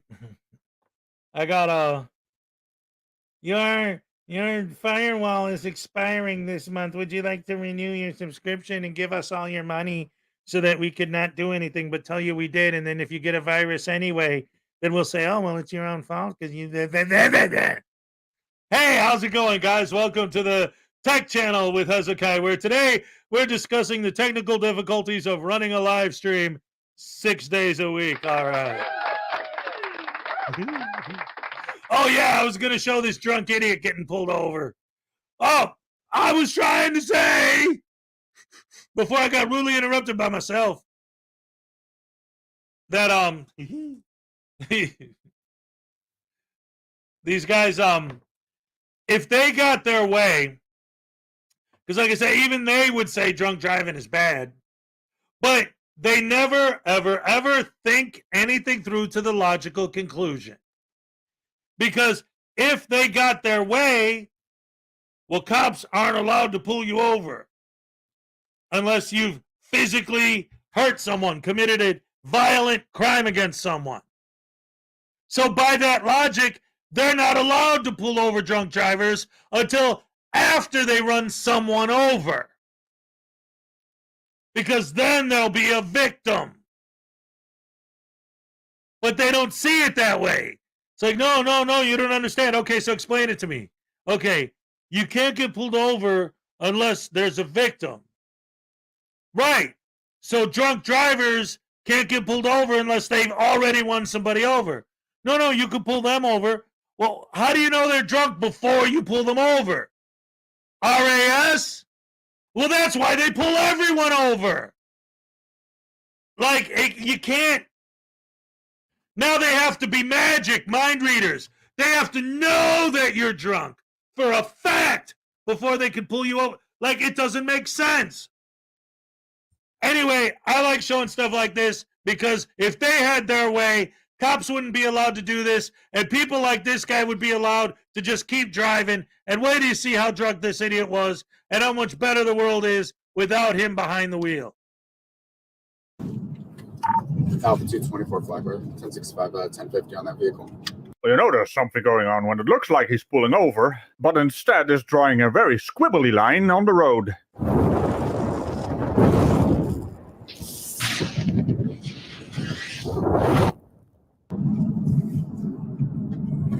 It's going to be 100 westbound at Memorial Medical. It's Florida tag. Correction. Texas tag. Romeo Sierra Yankee 0297 RSY 0297. It's a black Mercedes. Signal 12. 10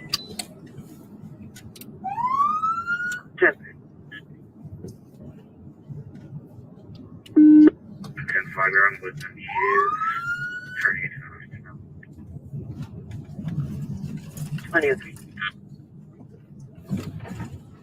Dispatch has been 14 Flagler. Can you show me up with an L25, please?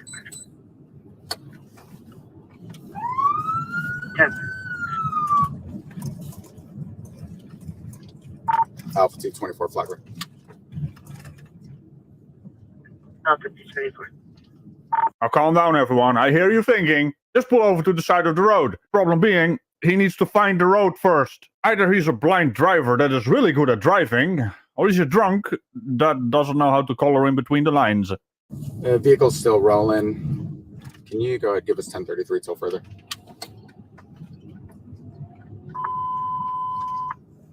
Flagler unit 1033 traffic on primary. All the units switch to teletype. Stop the vehicle. Pull over. Do it now. 110 is not switching, but it's not stopping. Is there anybody else in the top? Dispatch has been updated. 224. We got the vehicle stopped. Temper. Select the hospital. I see how it is, officer. You're gonna door slam the likes of us? Regardless, go get him. What are you doing? What? We've had our lights and sirens on since I-95, and you've taken this long to pull over.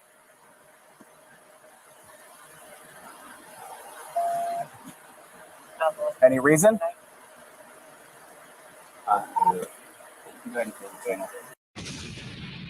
Yes, that's a very good reason, sir. No idea what he said. But yeah, officer, you need to go back to your car. I mean, it's clear he has a very valid reason. Also, turn off your bloody engine. What the hell? Huh?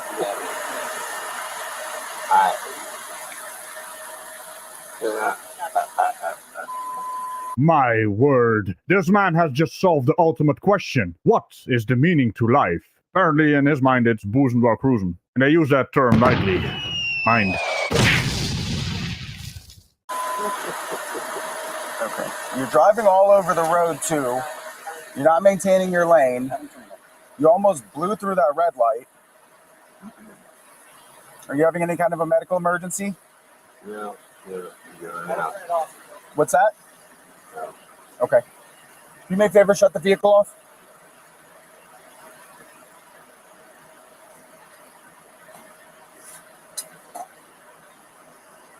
Shut your vehicle off for me. Well, geez, officer, give him a minute. He's just trying to find the off switch, which is the key. And it's not in that location. I don't know what the hell he's doing. I do. Wait, this is what's great about it. I'm surprised that Hezokuai didn't notice this. Which is the key? This guy's so drunk. He stops to take a drink. Shut your vehicle off for me. He's got his cup there. He's drinking. Well, geez, officer, give him a minute. He's just trying. Shut your vehicle. See, look, he's drinking. Now, I don't know if there's booze in that cup. That's what, when he said turn your car off, he turned around and he started drinking. Oh, man. You can't make this shit up. Oh man, that's awesome. I love it. Go off for me. Well, geez, officer, give him a minute. He's just trying to find the off switch, which is the key. And it's not in that location. I don't know what the hell he's doing.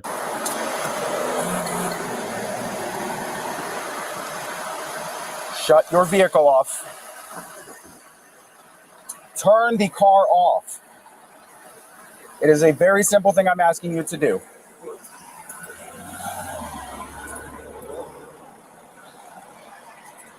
Well, shit. Who the hell put that thing in my car? That is what's going on. What is this thing? Who put this key in my car? What is that reaction? Let me see your keys. Hand me your keys. No. Hand me your keys. No. Okay. Step out of the vehicle for me. Step out of the vehicle.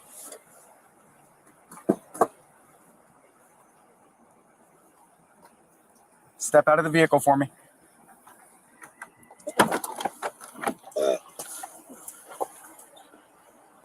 Come on out, bud. I insist on being here when they're wrong. Come on. Come on. Come on, Sean. Come on. Look at the cop. Come on. Come on, then. Come on, then. Very good. Push. Oh, that's Jurassic Park. Very good. God. Push. Come on. Oh, come on. Come on, then. All right. There you are. No. There you are. Yeah. They imprint on the first creature they come in contact with. That's it. It's a drunken driver getting out the car like a bloody fucking moron.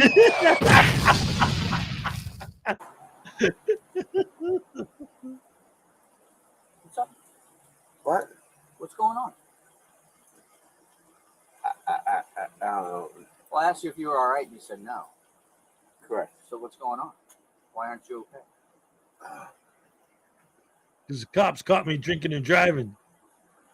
Because I'm about to get a DUI. Why aren't you okay? What's going on?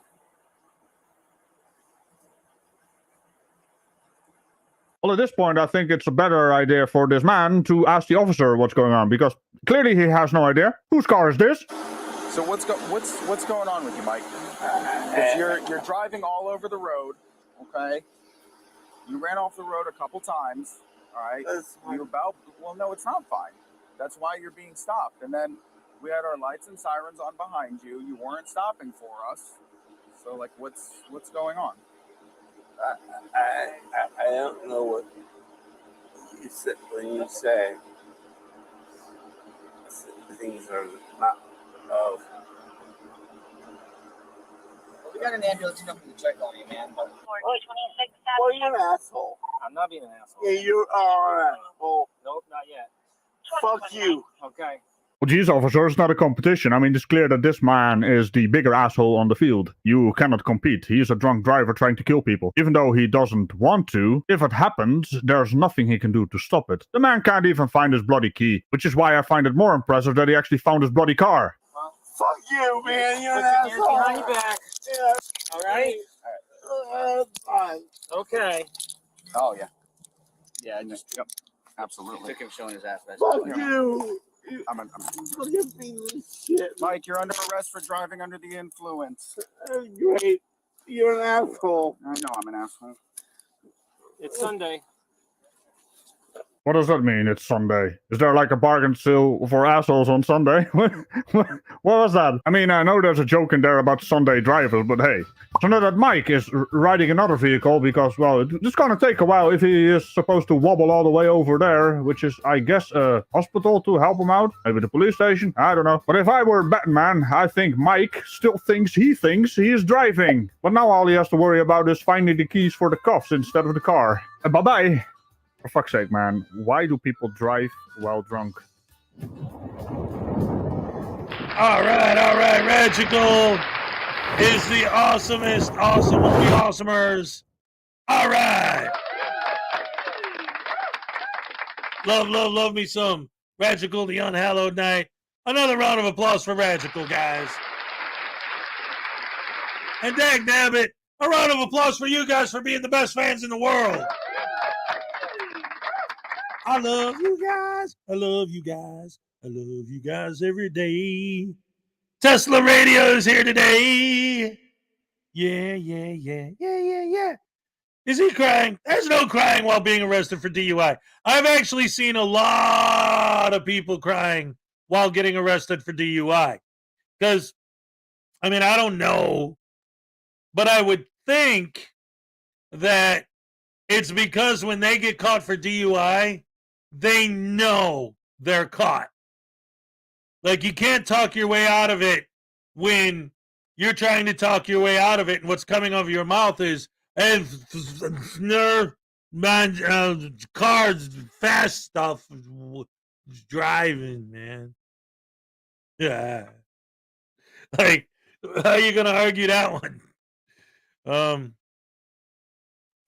DMA almost cried when he was getting checked. And the guy's like, why don't you make eye contact with me? Be a man. Grow some balls. It's like, but I have to hide behind my camera. He's like, right, your blanket, your shield, hiding behind the camera? Yeah. Yeah, called him out. In spades, baby. Yeah, baby. Yeah, that was a beautiful, a wonderful, a marvelous stuff. I loved it.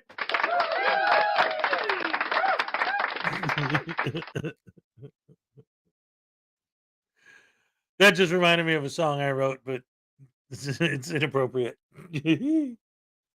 There's curse words in it, you know. Adults only stuff. I'm calling it the Cardigan Wars. All right. If only he had Chili's trifold, the police wouldn't have stopped him. That's right.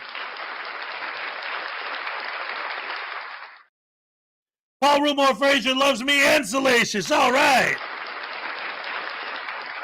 That's the way to do it. Listening to Bar Grove Douche Canoes, having fun, making fun of the idiots. That's what we choose to do. But you guys need to choose. You need to make a choice.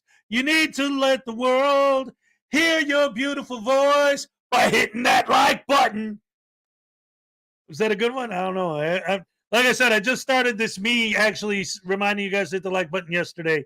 I'm still trying to learn how to do it and incorporate it because it feels unnatural to me. I'm not used to it. Highway Star for $5. Voodoo Funky Claude almost got burnt up pulling those kids out of that building. You need a tasing. It's amazing how he gets the tasings every single day. Oh boy, oh boy, oh boy. Here we go. A tasing for the voodoo doll. Here we go. Oh yeah. Check it out.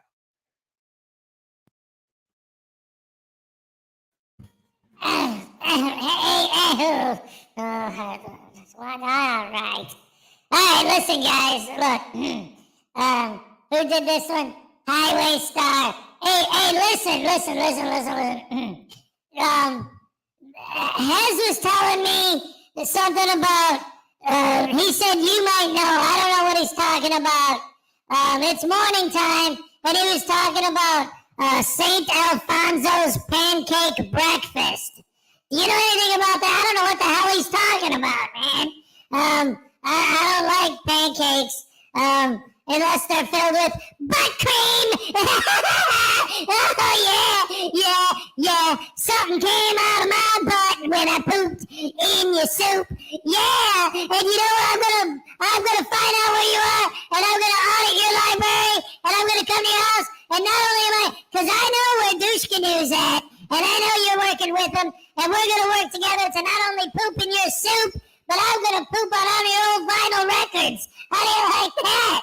Huh? What are you gonna do about it? Highway Star. Huh? What are you gonna do? Ow! Okay. All right, that's something.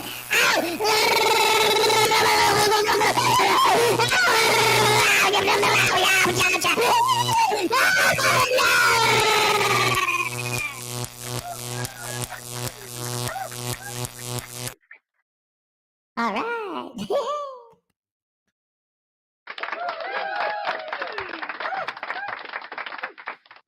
Hey, you know what? It was Nanook that was invited to St. Alfonso's pancake breakfast. And yeah. Poor Voodoo. Don't poop in the soup. Poor Voodoo. Tase him. Sweet Melissa, what's up, sweet? Good to see you. Great to have you here. Welcome to the show. And so, getting down.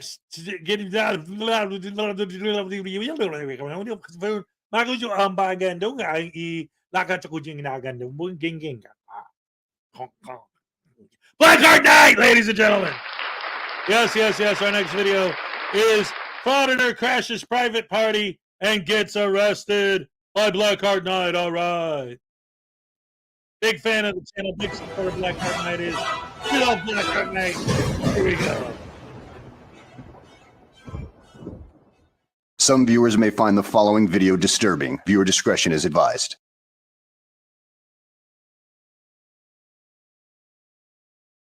Well, hello and welcome back to the channel, everybody. In today's video, we find ourselves in South Bend, Indiana, with a group of frauditors who find themselves at a private party. And, well, they're not exactly welcome there, and they get trespassed and arrested. So let's go ahead and sit back, relax, and enjoy the show. Unfortunately, we're going to have to ask you guys to leave. Thank God. If they leave, we leave. So that's the deal. There's been Yeah, sure they have. disturbance. You guys have been. Oh, we're not trying to make any disturbance. Well, this is a private event with people. As is a publicly permitted event. It's private. Do you have the permit? Do you have the contractual agreement? Well, do you have a permit to set up here? Huh? Do you have a permit to set up here? Yes, it's called the First Amendment. It's on public property. This is a public park, and this is a public event. It's called the First Amendment. Can I see yours? Hold on. You're City of South Bend? Yep. So Cameron Harris, City of South Bend, is saying we do not have a right to be in this park. Not when it's a private event. Did they register this as a private or public event according to your contractual agreement? What's that? You got one more chance at all. Trespassing. No. Anastasia, it's not a protest at all. These people rented out, they paid for a permit to set up their tents and have a private party in the park.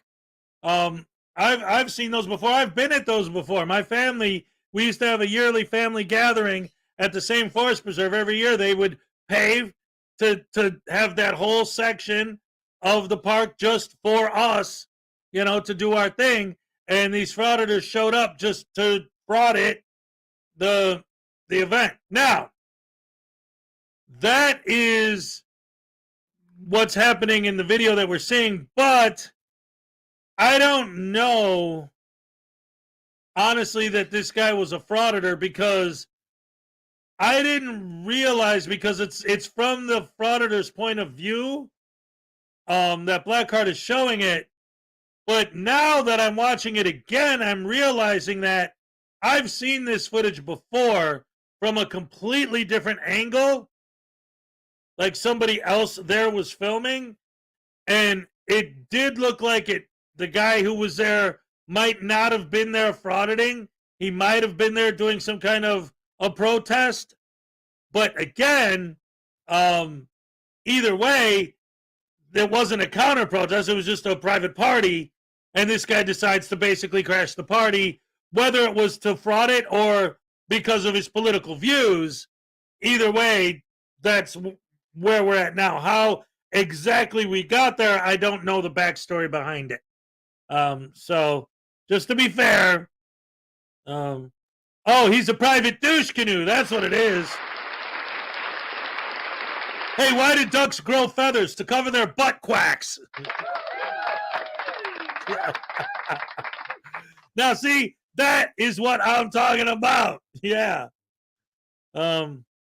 I'm at the blind man fraud it. That guy's a slimy creep.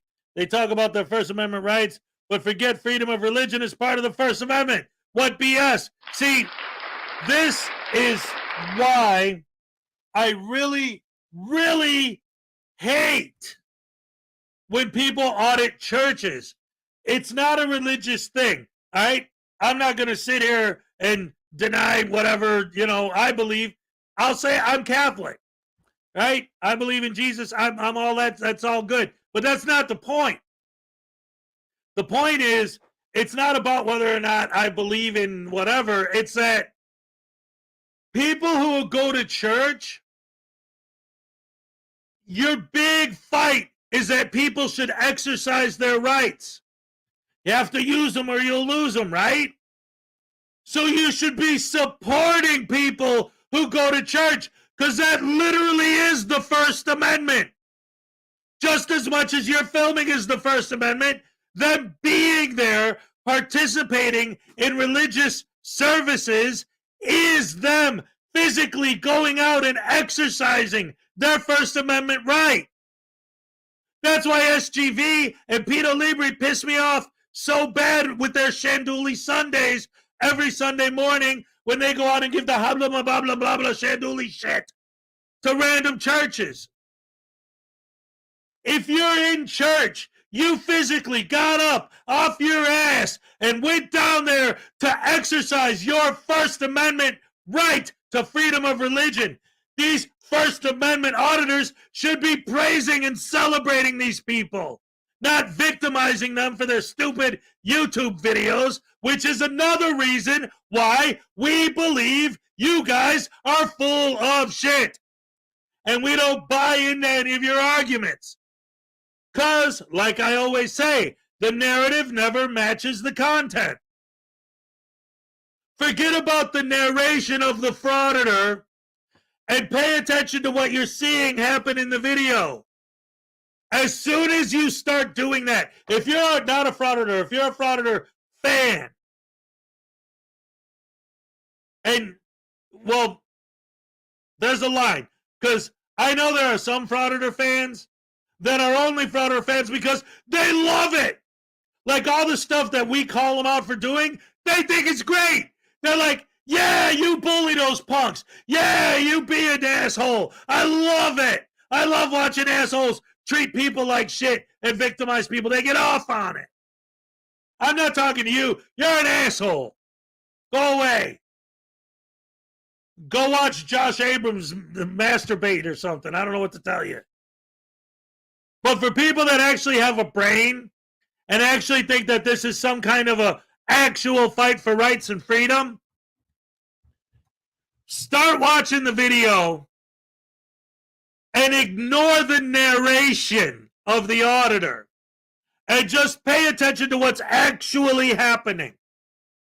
I say this all the time because I see this all the time. Once you do that, once you disconnect from the narration, the false narrative, the lies that are coming out of the frauditor's pie hole, and you start to actually see what's actually happening, that's when you realize that Josh Abrams accused a guy of being a pedophile for standing up and adjusting his belt. Whoa! That's when you realize that according to frauditors, 90% of tyrants are people who do this.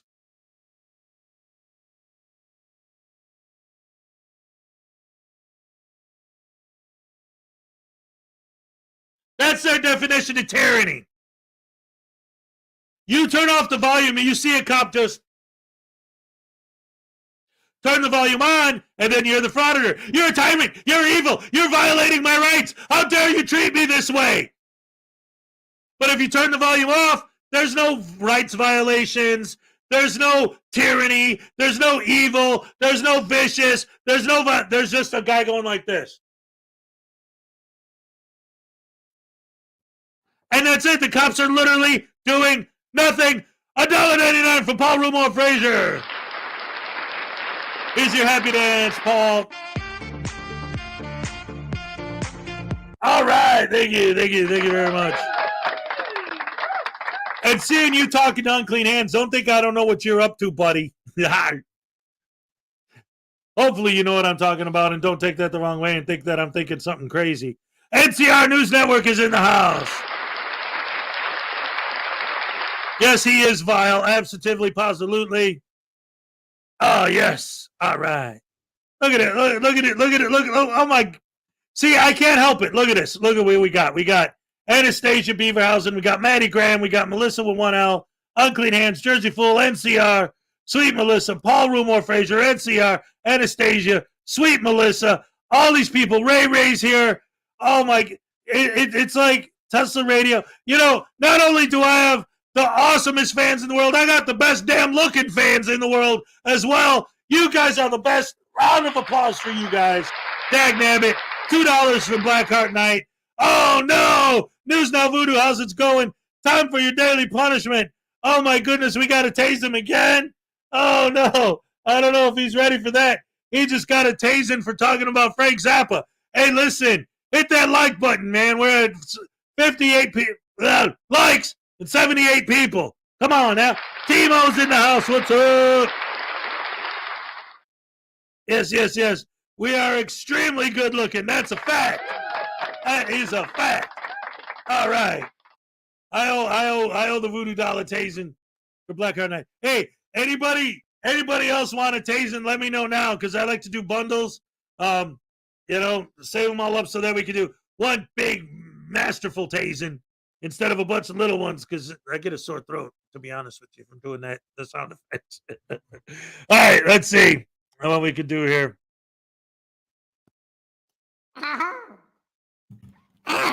Of course it's Black Heart Night. Of course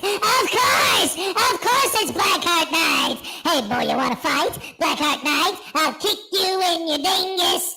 Yeah, oh, wait, that's cool. Look, I'll kick you in your dingus, and I'll make it with your fingers when I poop in your soup, because you're gonna in my butt. Yeah, that's right, Black Heart Night. I'm gonna poop in your soup too, Black Heart. No, you know what? I'm gonna poop in that stupid helmet next time you take it off. Yeah. All right. So, am I getting tased? No? Well, that's good. Surprise tasing!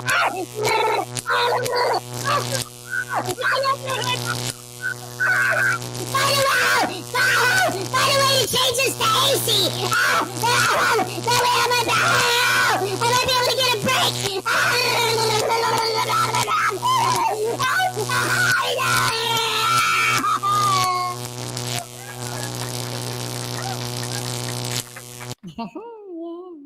All right, ladies and gentlemen.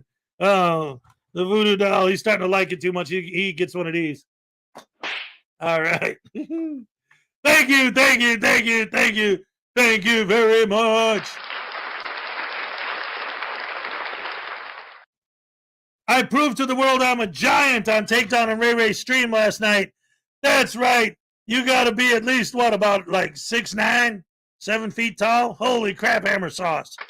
That's amazing. Crab hammer sauce goes best with some fried Voodoo liver. Mixed tea, poor Voodoo. Voodoo, you got fans. There are people here that actually don't like it when you get tased. Anyway, so that being said, Black Heart Night's here. So let's get back to the Black Heart Night video we were watching. Most people would leave and come back another day to have their fun, but not this frauditor. He just wants to be a total jackass about it. And, he's about to find out that being a jackass really doesn't pay. What crime have I committed? One more time nicely to head out. Trespassing. We've already advised you. The director of the parks advised you to leave. It's time to leave. What crime have I committed? Oh, ladies and gentlemen, we got $5 from Sweet Melissa. Oh, Voodoo and Hez, it's too early to think about AFA touching anything. Oh, that guy. That dude is so gross, disgusting. I got it. All right, so wait, hold on. I owe Sweet Melissa a happy dance. Here you go. All right, thank you very much. Janice is here. We got Becca here. It's funny because I just got done saying I got the most beautiful fans in the world, and then we get even more beautiful people coming in here. I love it. All right, so Sweet Melissa, let me tell you something. That because you mentioned AFA in that comment, that reminded me of last night. That made me remember the dream I had last night. Holy cow! I just remembered the dream I had last night. Like, wow. All right, so here's what happened. I had a dream that I was able to put together a crew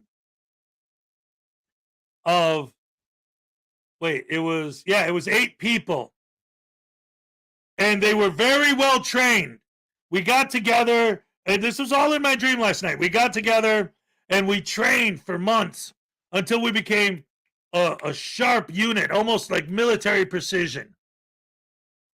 And then we got all dressed in black, and we had our masks down so we could pull them up and hide our faces real quick, and dark sunglasses. And we were all armed with paintball guns. And what we would do is we would look for First Amendment auditors, and then if we found one, we'd get as, because we would, again, there was expert training, so we would get as far away as we could and then circle them north, south, east, west, and then one in each of the other 4 in every direction, hiding in places all around them where they were in range. And then while they were frauditing, we would just, and it was a good, clean shot, we would just start hitting them with a barrage of paintballs from every different direction, so that and we would aim specifically for the camera, of course, but we'd be hitting them with paintballs all over them and all over their camera, and like they get hit here and they turn and then they get hit this way and then they get hit from behind, and just a barrage of paintballs all over, and then the paintball gunners all just disappear into the wherever, just gone. And like that was our thing. Like we were just looking for frauditors. But then, because it was a dream, obviously dreams have no logic. So we're sitting there shooting our gun. It was specifically SGV and KC Camera Boy in the dream that we were shooting the paintballs at. But then, like after we got like SGV's camera all covered in paint, and we got him all covered in paint, and KC Camera Boy and his gear and his rigs are all covered in paint and all that. And then we disappeared, and then I was in a church, and like the pews were full of people. It was like a sea of people, but I was screaming at someone standing in the back, and the person standing in the back was a shirtless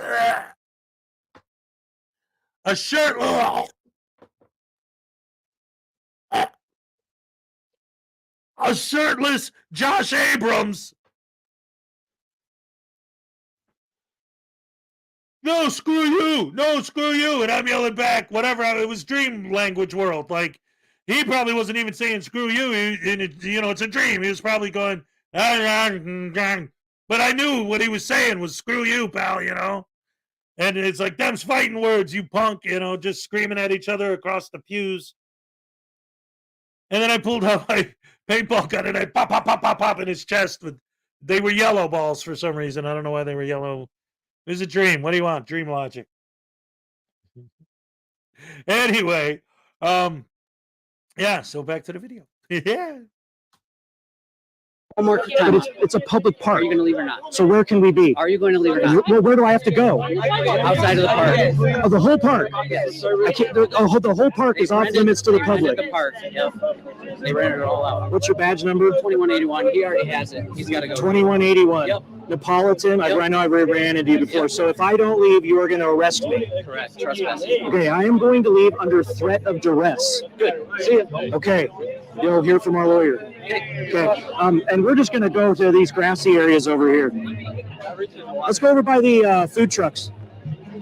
Hey, Frauditor, I think you got your script screwed up. You're supposed to say, I will leave under threat of arrest, and that I am doing this under duress. So, Frauditor, please memorize your script better than that next time, because it's making you look like a complete imbecile. But, of course, you are already a complete imbecile before that. So, what's after imbecile? Hey, Merrick. Let's go over by the food trucks. I'm leaving under threat of duress, under threat of arrest by the civil magistrates on public property for exercising freedom of speech. Yeah.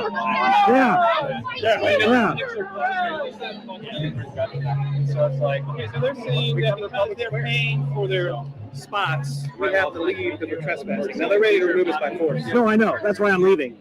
I already have it on camera. You threatened to arrest me and use force. So no, dude, they're not trying to arrest you for your First Amendment and all that.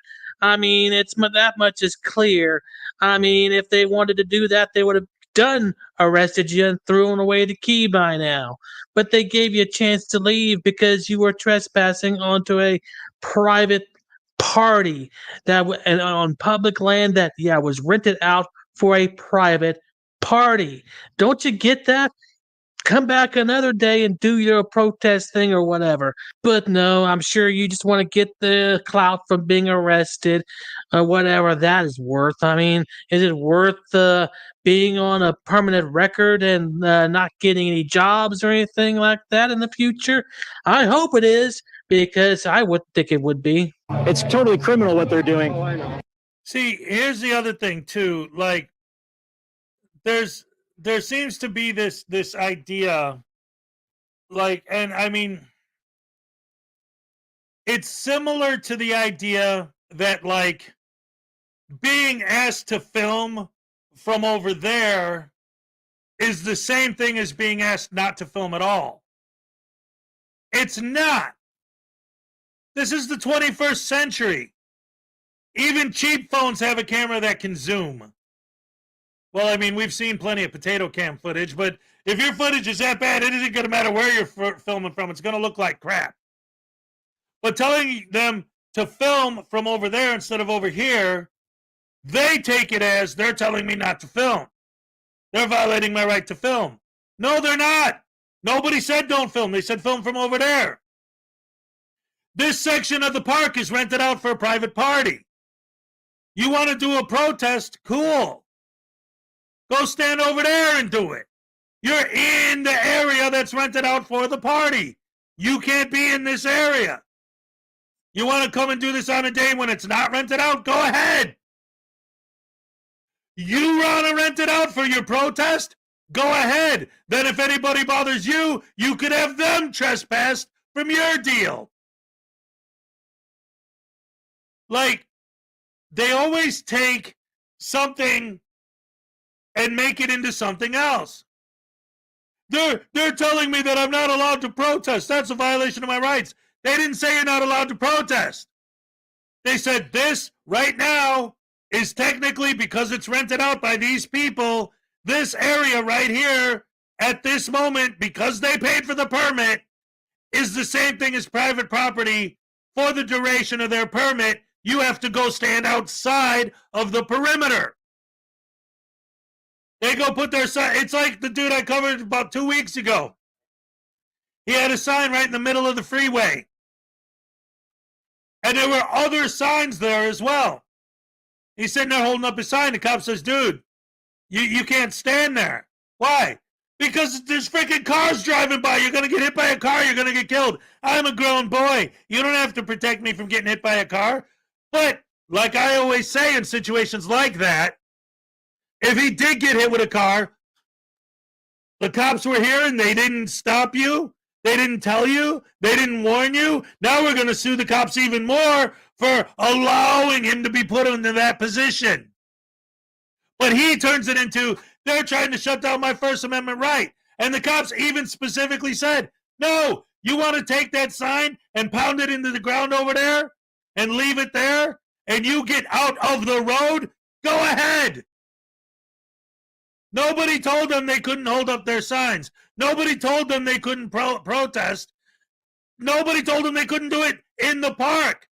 They just said this area right here, you don't belong in right now. Go over there. But they always have to turn that into they're trying to take away my rights. But, you know what?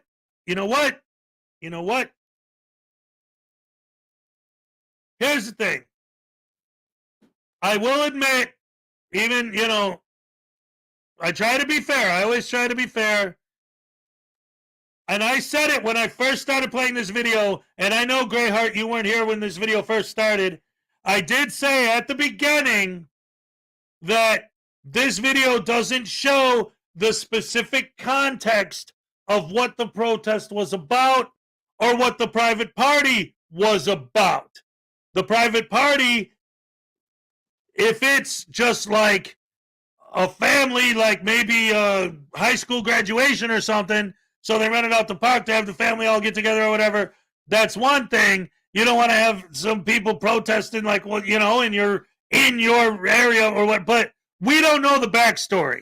So I admit that. I'm not going to sit here and try to, because I call them out for painting false narratives, I'm not about to paint one. So again, I want to make sure I clarify. I'm commenting on what I'm seeing in the video, but at the same time, I am putting the disclaimer on there that I don't know the backstory. Maybe there's something else to it that I don't know that might change my point of view on it if I knew it. I'll admit that. I'll say that straight out. But I don't know. So let's see what else happens. Maybe we'll get more information as it goes. So I'm going to go by the food trucks. Hey, the fascists got their way. You use the civil magistrate to enforce your will upon others. Good job, fascists. Dude, there's people in this park that are playing that you didn't rent the whole park, man. We did. Where's the permit? I'm not carrying around the permit, so you're gonna have to talk to the city about this.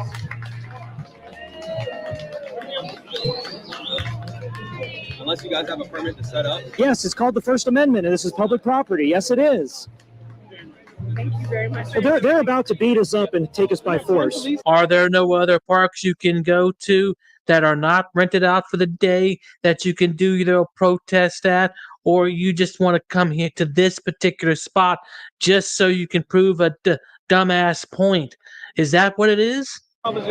These police officers, these tyrants are about to take us by force. They've already said they're ready to throw down. I just wanted to tell you thank you for standing up. That's ridiculous. It's true. There's that street, guys. But this is a city park. Rented out. Is there a captain here or a supervisor? Where was the other guy? What's your badge number? Where's the big guy? M. Baker. What was it again? 2183. Okay. So you are going to trespass us from public property. For what crime have we committed? We'll be committing trespass. No, but we're on public property. I know, but we're on public property. How many times are you dumbasses going to be arrested for this misinformation where you say that you can't be trespassed and arrested on public property, which if you read any state laws on trespassing, and if you don't quote mine, you'll understand that, yeah, you can be trespassed and arrested on public property. It happens all the damn time, dude.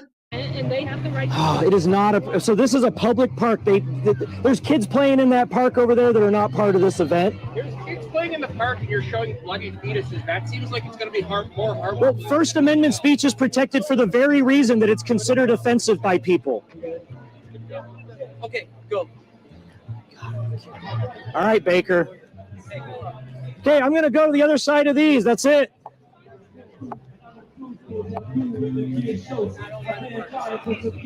Did you notice? Other side of the street, sir. Did you notice just now? They didn't show this before. And like I said, there is more information coming out. All right, obviously the protest is an anti-abortion protest, but okay, fine. But I'm going to rewind it a little bit so I could point out to you guys what I just noticed. That's it.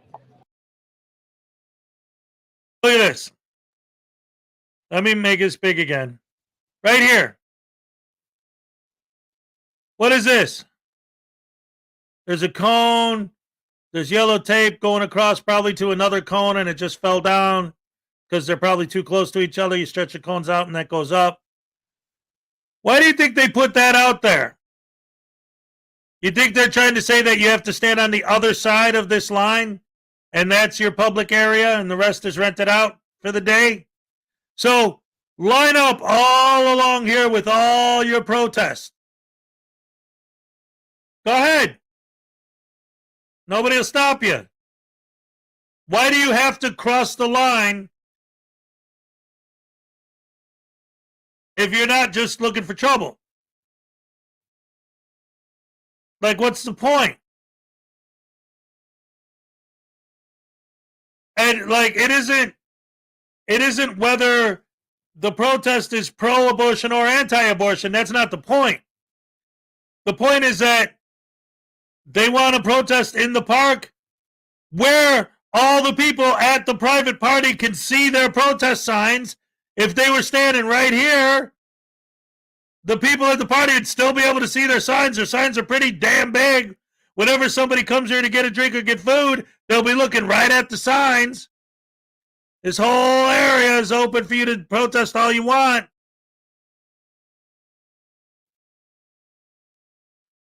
But it doesn't matter because that's not where we want to stand. And what we want is more important than what we, the people, want. Remember what the frauditors prove to us every day. We, the people, don't matter.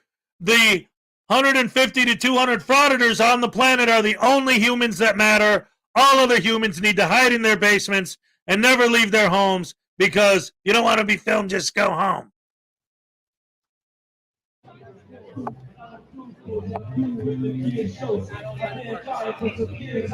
Now see, why doesn't he just cross the street? I don't have to go to the other side of the street. Just to be defiant. Oh my gosh. Go to the other side of the street. That's it. Go. Wow, tyrants. Evil tyrants. In the name of this is public property. Dumbass, you dumbass. You're a dumbass. Such a dumbass. You're an ass. I'm not blocking it. There's no one going to be driving right here. No one's going to drive right here. Yeah, man. Bunch of tyrants. Y'all should be ashamed of yourselves. Okay, first of all, number one, you're standing. Number two, you're yelling. Number three, you still have your protest sign in your hand. Where's the tyranny? You're not in the hospital. You're not bleeding. Your sign wasn't smashed and shoved up your ass. Where's the tyranny? You're not getting pepper sprayed. Well, maybe that's coming. That might actually be kind of cool. But the point I'm making is, you're calling these guys tyrants for asking you to go stand across the street.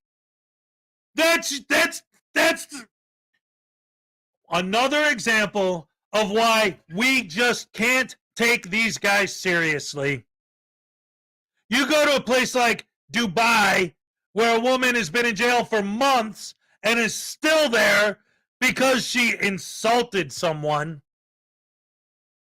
You go to North Korea or any other number of countries where if you say something that someone doesn't like, you'll disappear. You say something somebody doesn't like, they'll be beating you over the head with a billy club, putting you in a coma or in the ground. But you have the audacity to call these guys tyrants for asking you to stand across the street? Seriously? Talk about first world problems. With all of the starvation in the world, all of the homelessness, all of the crazy stuff going on everywhere, your big beef is that somebody asked you to go stand across the street. Oh, no!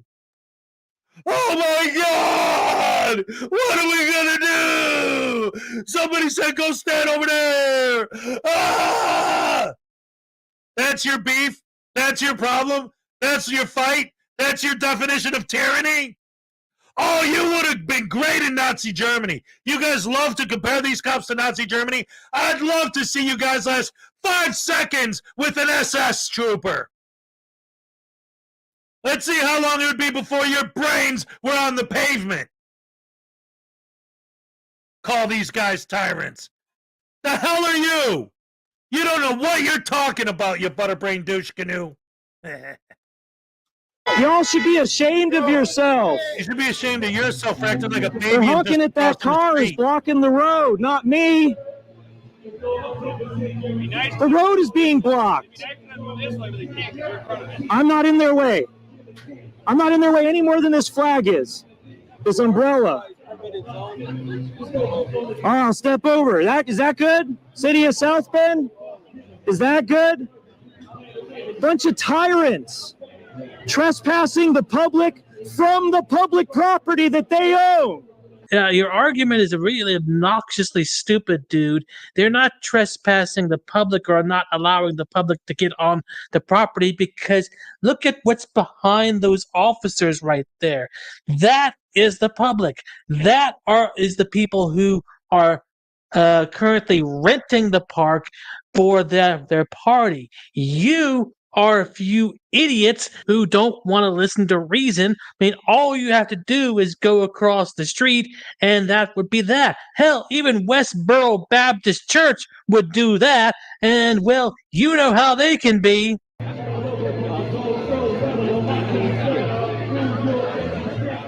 What's your name again, man?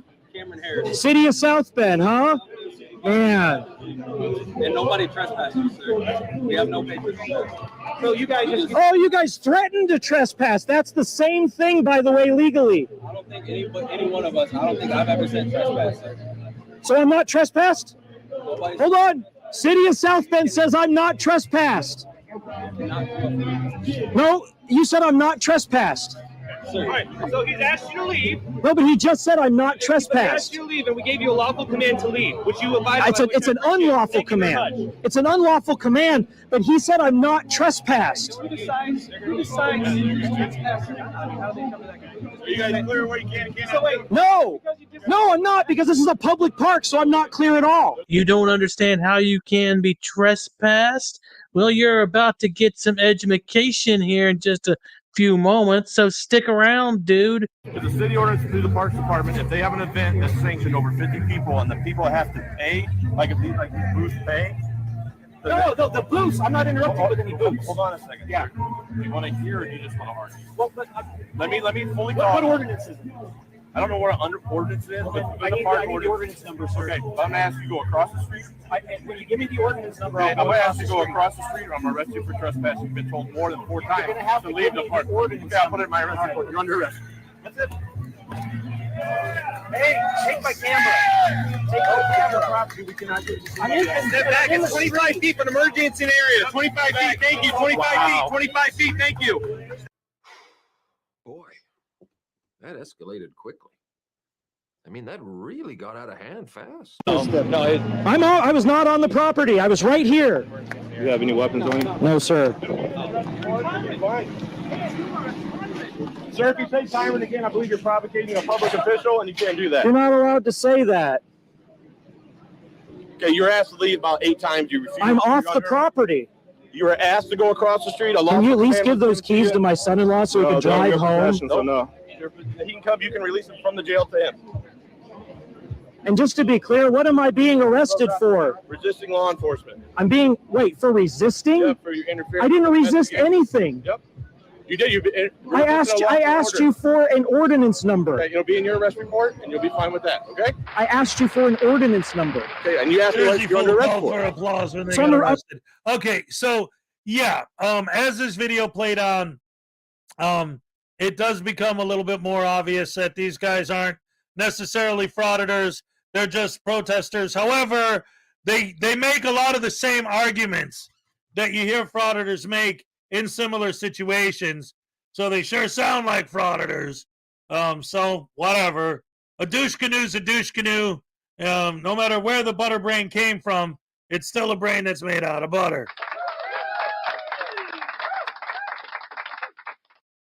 Arrested for the cause. Yeah, all right. Ooh, he called him out. He said the word tyrant. Oh. Anyway, that's again, the whole thing is always kind of the same basic argument, right? Like, and it's also, again, with the disclaimer, I'm not saying whether I'm for or against what the protest was about. The point is, like I said, there was a very specific, distinct line. And I'm not sure that the Westboro Baptist Church actually would respect anyone's anything, but the point he was making was generally even they would stay behind the line if they were asked to. Like, and seriously, like, okay, let's say you legitimately want to get your message out there, and this actually is related to the frauditing thing as well, but it's just being a butterbrain douche canoe in general, okay? You don't have to be a frauditor to be an idiot. So I want to spread my message. If I stand behind this pole or this line, everyone in the park can see my big signs. If someone actually is interested in what I'm saying, if you noticed, a random guy came up to him and asked him for a flyer. So there are people who were interested in what they had to say. Like, so people could come up and get the flyer. You're not stopping them by standing on the other side of the street. You're not stopping them from seeing. You could spread your message better by standing there all day and having your message there for everyone to see. But instead, you're going to walk in there, piss everybody off, and get arrested. Now, who's getting the message? You're not even there anymore. You put yourself in that position to get kicked out. Wouldn't it be better to follow the rules and then you could stay there all day and potentially have your message reach more eyes because you're there longer? It's the same thing with the frauditors explaining why they're auditing. Can you tell me why you're here? No, I can't release that information. Well, what channel is it going to be on? Sorry, I can't tell you. Now, why is it that our argument, my argument would be that the only reason they refuse is because they don't want the people to know where the video is going to be, because if they did, then they could go to YouTube and file a privacy complaint for you using their image without their permission. And then that'll be a TOS violation, and the video will get taken down. Well, no. Their argument would be that the reason they don't say it is because, like Amaganza Press loves to say, I don't explain why I'm doing it because if I took the time to explain to everyone why I was filming, I'd be here all day just explaining why I'm filming. Well, okay. Number one, you have 45 minutes to an hour to argue with somebody who doesn't want you to film, but you don't have 5 minutes to educate them? That's why I will never buy their argument that we're here to educate people. Because if that's true, if it actually is true, then that means your definition of education is if somebody asks you what's 2 plus 2, you're not going to tell them it's 4. You're going to grab 4 things and shove it down their freaking throat. Like, instead of explaining to you, oh, well, I'm here because, you know, technically the First Amendment allows people to film in public, and I have a YouTube channel where I illustrate that by filming in public. No, you're going to educate them that you're allowed to film in public by filming them even more because they told you. It's the same thing. What's 2 plus 2? Shove 4 things down their throat instead of just telling them it's 4. You want them to know it's okay to film. You're going to shove the fact that you're filming down their throat instead of just explaining it to them and actually educating them. All you're doing is pissing people off. You're not the only thing they're learning is that they hate auditors. You think the people in the DMV that get pissed off that you were filming them, next time they see an idiot walking around with a camera, are going to be happy to see them? Or they're going to be like, oh shit, not another one of these assholes. You're educating people to hate you guys.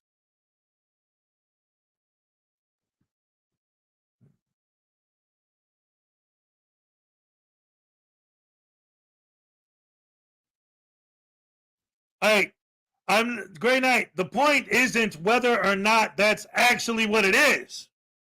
The point is, that's the only reason I could think of why they wouldn't share that information. Because they're afraid if those people can actually find the video on YouTube, they could use it against them somehow. And I've seen people do that.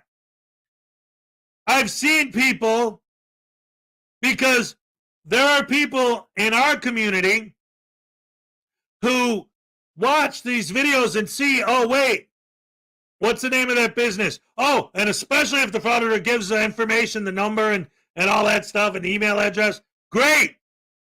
Let's contact them and let them know, hey, here's where you could find your image used without your permission online. And guess what? Not only have I seen that work to get videos taken down, there specifically is a video where Long Island Audit is at a police station. And in the back of the police station, there's like this gated area where basically it's for prisoner transfer. They open the gate, you drive in, they close the gate behind you, you let the prisoners out so that if one tries to run, the gate's closed, right? So you move the prisoners in, and then once the prisoners are in the building, they open the other side of the gate and they drive out. So it's like a staging area, right? Like when they're bringing in new prisoners. So it's obviously private, but the gate's open, so Long Island Audit decides to walk in there. And a couple of sheriffs see some random idiot roaming around in the new prisoner staging area, the transfer area. They're like, whoa, whoa, whoa, you can't be there. And Long Island Audit is filming the cops and arguing with them like he always does and all that. It's just a normal standard Long Island Audit video. Somebody in the anti-frauditing community, seeing the video, and I think a Long Island Audit might have even put the information in the video of exactly where he was, contacted the place, the prison he was filming, let them know what the name of his channel was because he refused to tell them. They found the video. One of the sheriffs filed a complaint. All of a sudden, Long Island Audit re-uploads the same video with that particular sheriff's face blurred out. If it doesn't do anything, if it doesn't work, why did he go through the trouble?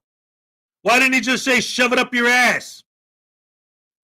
Why did they take it down and he re-edited it to blur the one and only person's face he ever blurred out is the one and only guy that ever actually figured out how to file a privacy complaint against him with YouTube.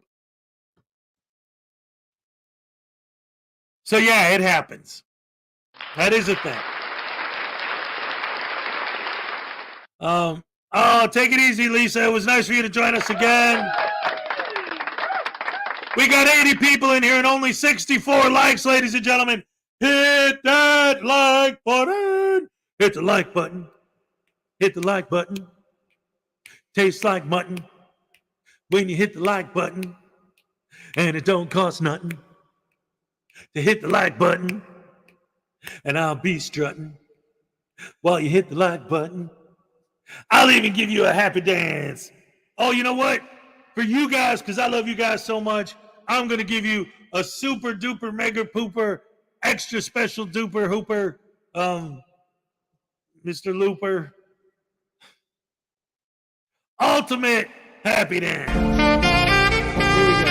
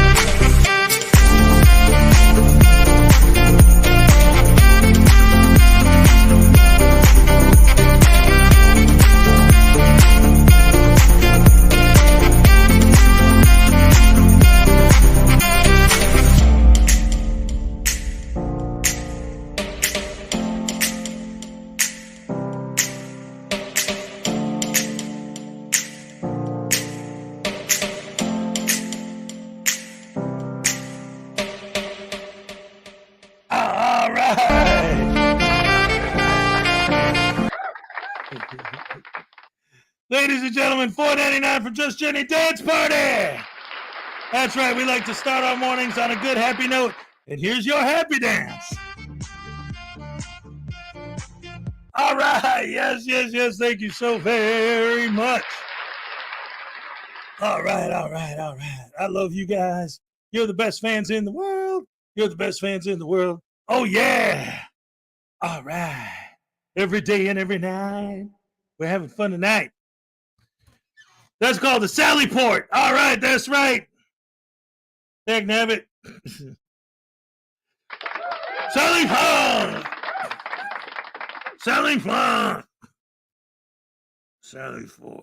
What was that a reference to? First one to name the movie gets their name into this month's drawing. For the grand prize of those 3 voodoo dolls I showed, and a voodoo doll from here. And for those of you who don't know, besides the mini voodoo dolls, this month's giveaway is also going to include some Frauditor bingo cards, so you can play Frauditor bingo at home while you're watching Frauditor videos. Just grab 2 at random. Let's see what's on here. We got 14th Amendment, flip the script, assault, I was just about to leave, FOIA, I'm your boss, transparency, am I being detained, you can't trespass the eyes, unlawful directive, right here, you're dismissed, I'm a journalist.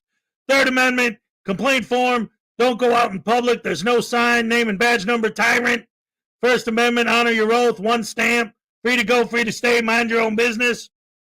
And then on this one, what do we got? We got illegal detainment, kidnapping, create your own privacy, tyrant, name and badge number. There's no sign, educated, 3rd Amendment, UCC, any.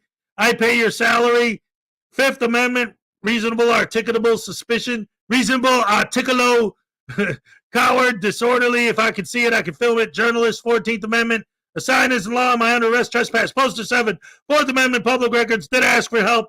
Those are just 2 random ones. They're mostly all different.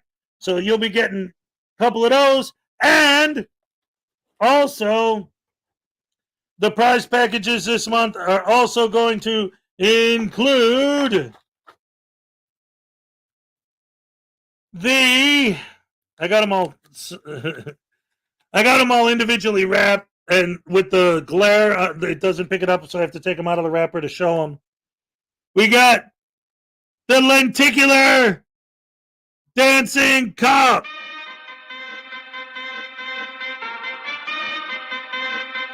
There you go. There. Got to get it just right when you're doing it on the camera for the camera to pick it up.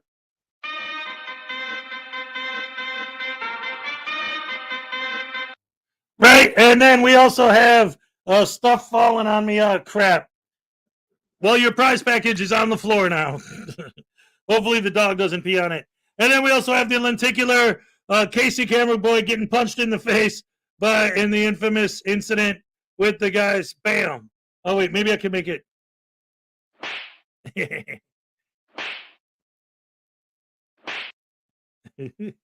Boom, boom, boom, boom. With the Tampico guys. Yep, that was another famous incident. And then we also have the that was the cop doing that dance from the side, but we also got another lenticular card of the same cop doing the floss.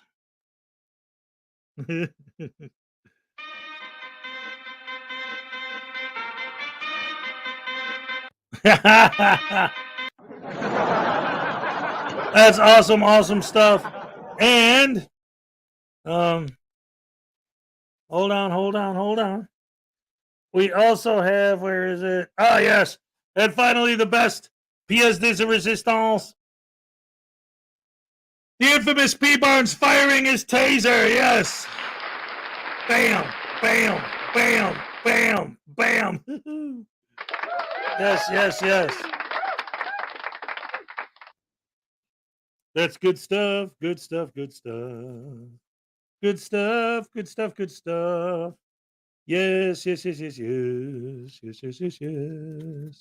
All right. And so, I dropped all this stuff on the phone. What did I miss? I'm trying to catch up with the chat now, guys. Let's see. Let's see.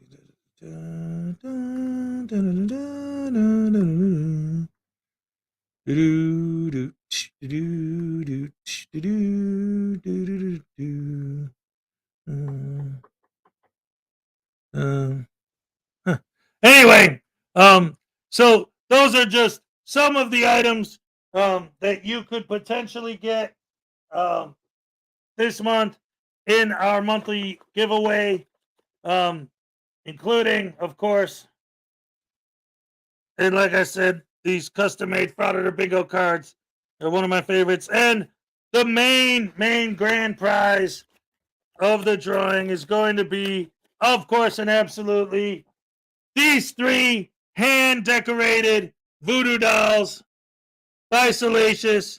You got your South Sit, you got your Long Island Audit, and you got your News Now Ninja. And this one, like, he got so much. He's got his tattoos. He's got his little flip-flops on, his hippie bracelets on his wrists, and his dreadlocks, and his head shaved underneath. Tons of detail went into these, tons of work. They're definitely worth the price of admission. And they could be yours for the low price of absolutely free. All you have to do is put, what was yesterday's? Okay, wait till I say go. But once again, we're going to type 360 is still a douche. 360 is still a douche. I'll give you a second. I'll give you here. I'll give you to the end of the song to type it out. Both songs.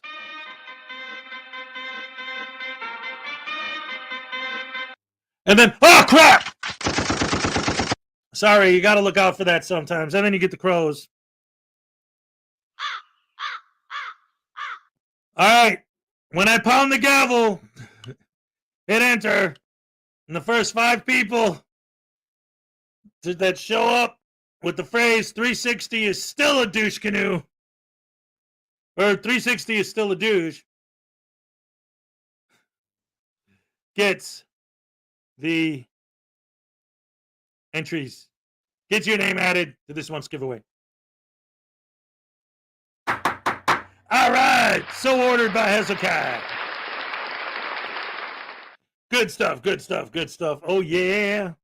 And so, ladies and gentlemen, with that being said, Parsons 1112 is 360 Greyheart. I don't know if they're the same person. I just remember yesterday's entry came from 360 is a douche.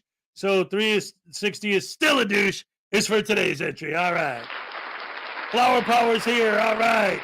Archangel Michelle with 1 L. All right. Darlin Renee. All these awesome people. 369 is still a douche canoe. Yes. Yes. All right. Love it. Anyway, you got to be cruel to be kind, like they say in that old 60s song called You Have to Be Cruel to Be Kind. All right. And just so there's a reminder for you guys that it's all good. We're all good. We all love each other here. We're here in the morning, every morning, to have fun, have some laughs, get some happy dances, watch some stupidity on videos, and make fun of some idiots, because it's all good, and maybe even learn something along the way. Who knows? Anything's possible. But ladies and gentlemen, boys and girls, women and children of all ages, we're just about at the 3-hour mark, which means it's time, I think, pretty much to wrap it up. And so, don't forget, ladies and gentlemen, every Saturday at 5 p.m. Eastern Standard Time to join me and my co-host, Frauditor News Network, with our special guest, a different guest every Saturday. This Saturday's guest, Miss Mandy 777, is back. Yeah, she's been on this show a few times, the morning show and the Saturday show. She's always a great guest, always a lot of fun. As long as you keep giving her the Klondike bars, she behaves. And then on August 26th, we're going to be joined by Frauditor Ram.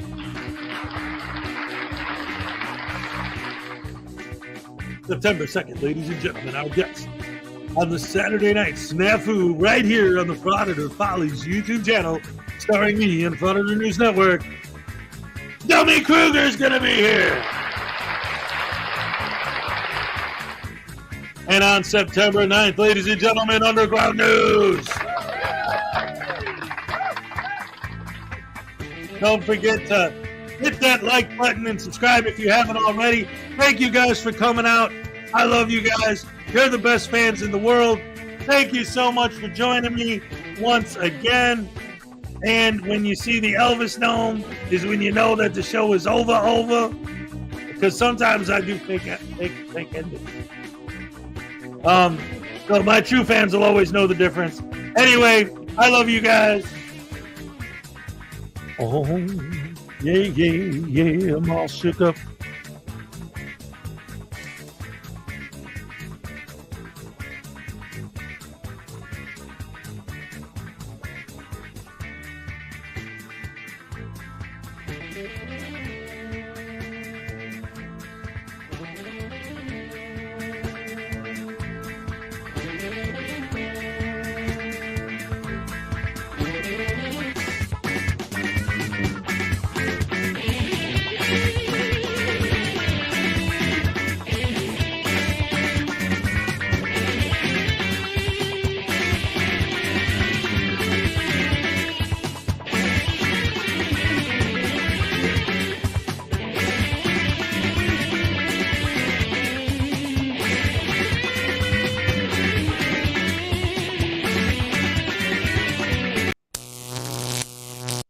Apparently, I missed one.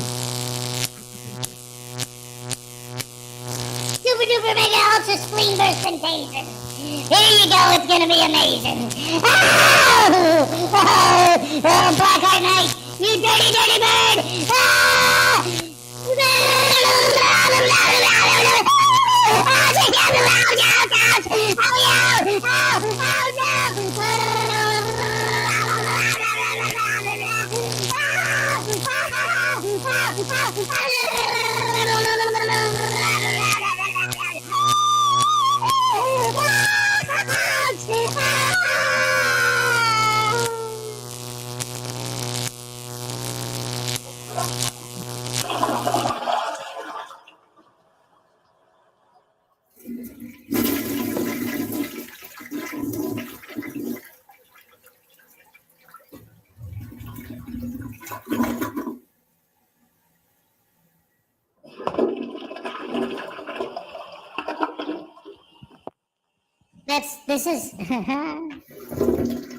This is where Frauditor paperwork and Chili's lawsuits end up.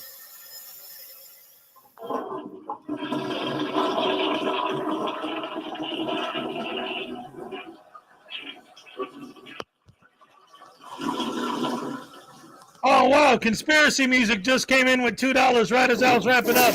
Ladies and gentlemen, we got to give a happy dance for conspiracy music. Here you go, buddy. All right. Thank you so much. Oh, man. Sorry about that. I was just showing,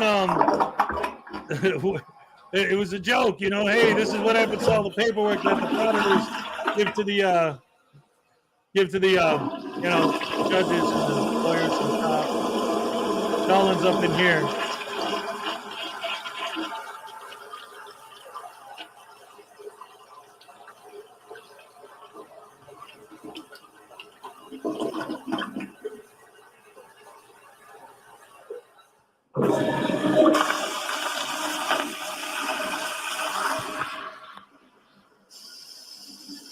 Anyway, the show's basically over right now, but a couple super chats like yours came in after I signed off.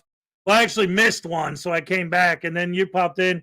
And your conspiracy music, ladies and gentlemen that are still here, conspiracy music is a huge supporter of the channel. If you're not subscribed to conspiracy music and you love music, definitely check his channel out. He has great music on there. He plays live, all kinds of great stuff. Fun times. Check out the Conspiracy Music channel today. And so I guess that's it. I was going to wrap the show up differently, but that's all right. We're not quite at the 3-hour mark yet, so I guess I could do one more fun little thing here. Let's see. I did that. I did that. People are going to be like, "Has this still on? I thought he signed off." I made a big deal out of, once you see the thingy, you get the stuff. I don't know. Oh, I know what to do. This is always my good default for everything, especially if Gray's still here. He's going to love this. Where is it?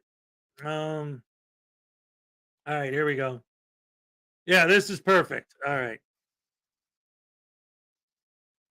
Let's see. Bum, ba-dum, bum, bum.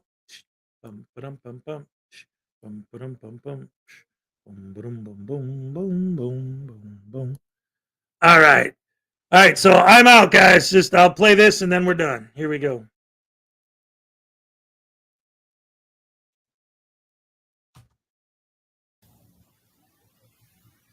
A policeman is a composite of what all men are, I guess, a mingling of saint and sinner, dust and deity.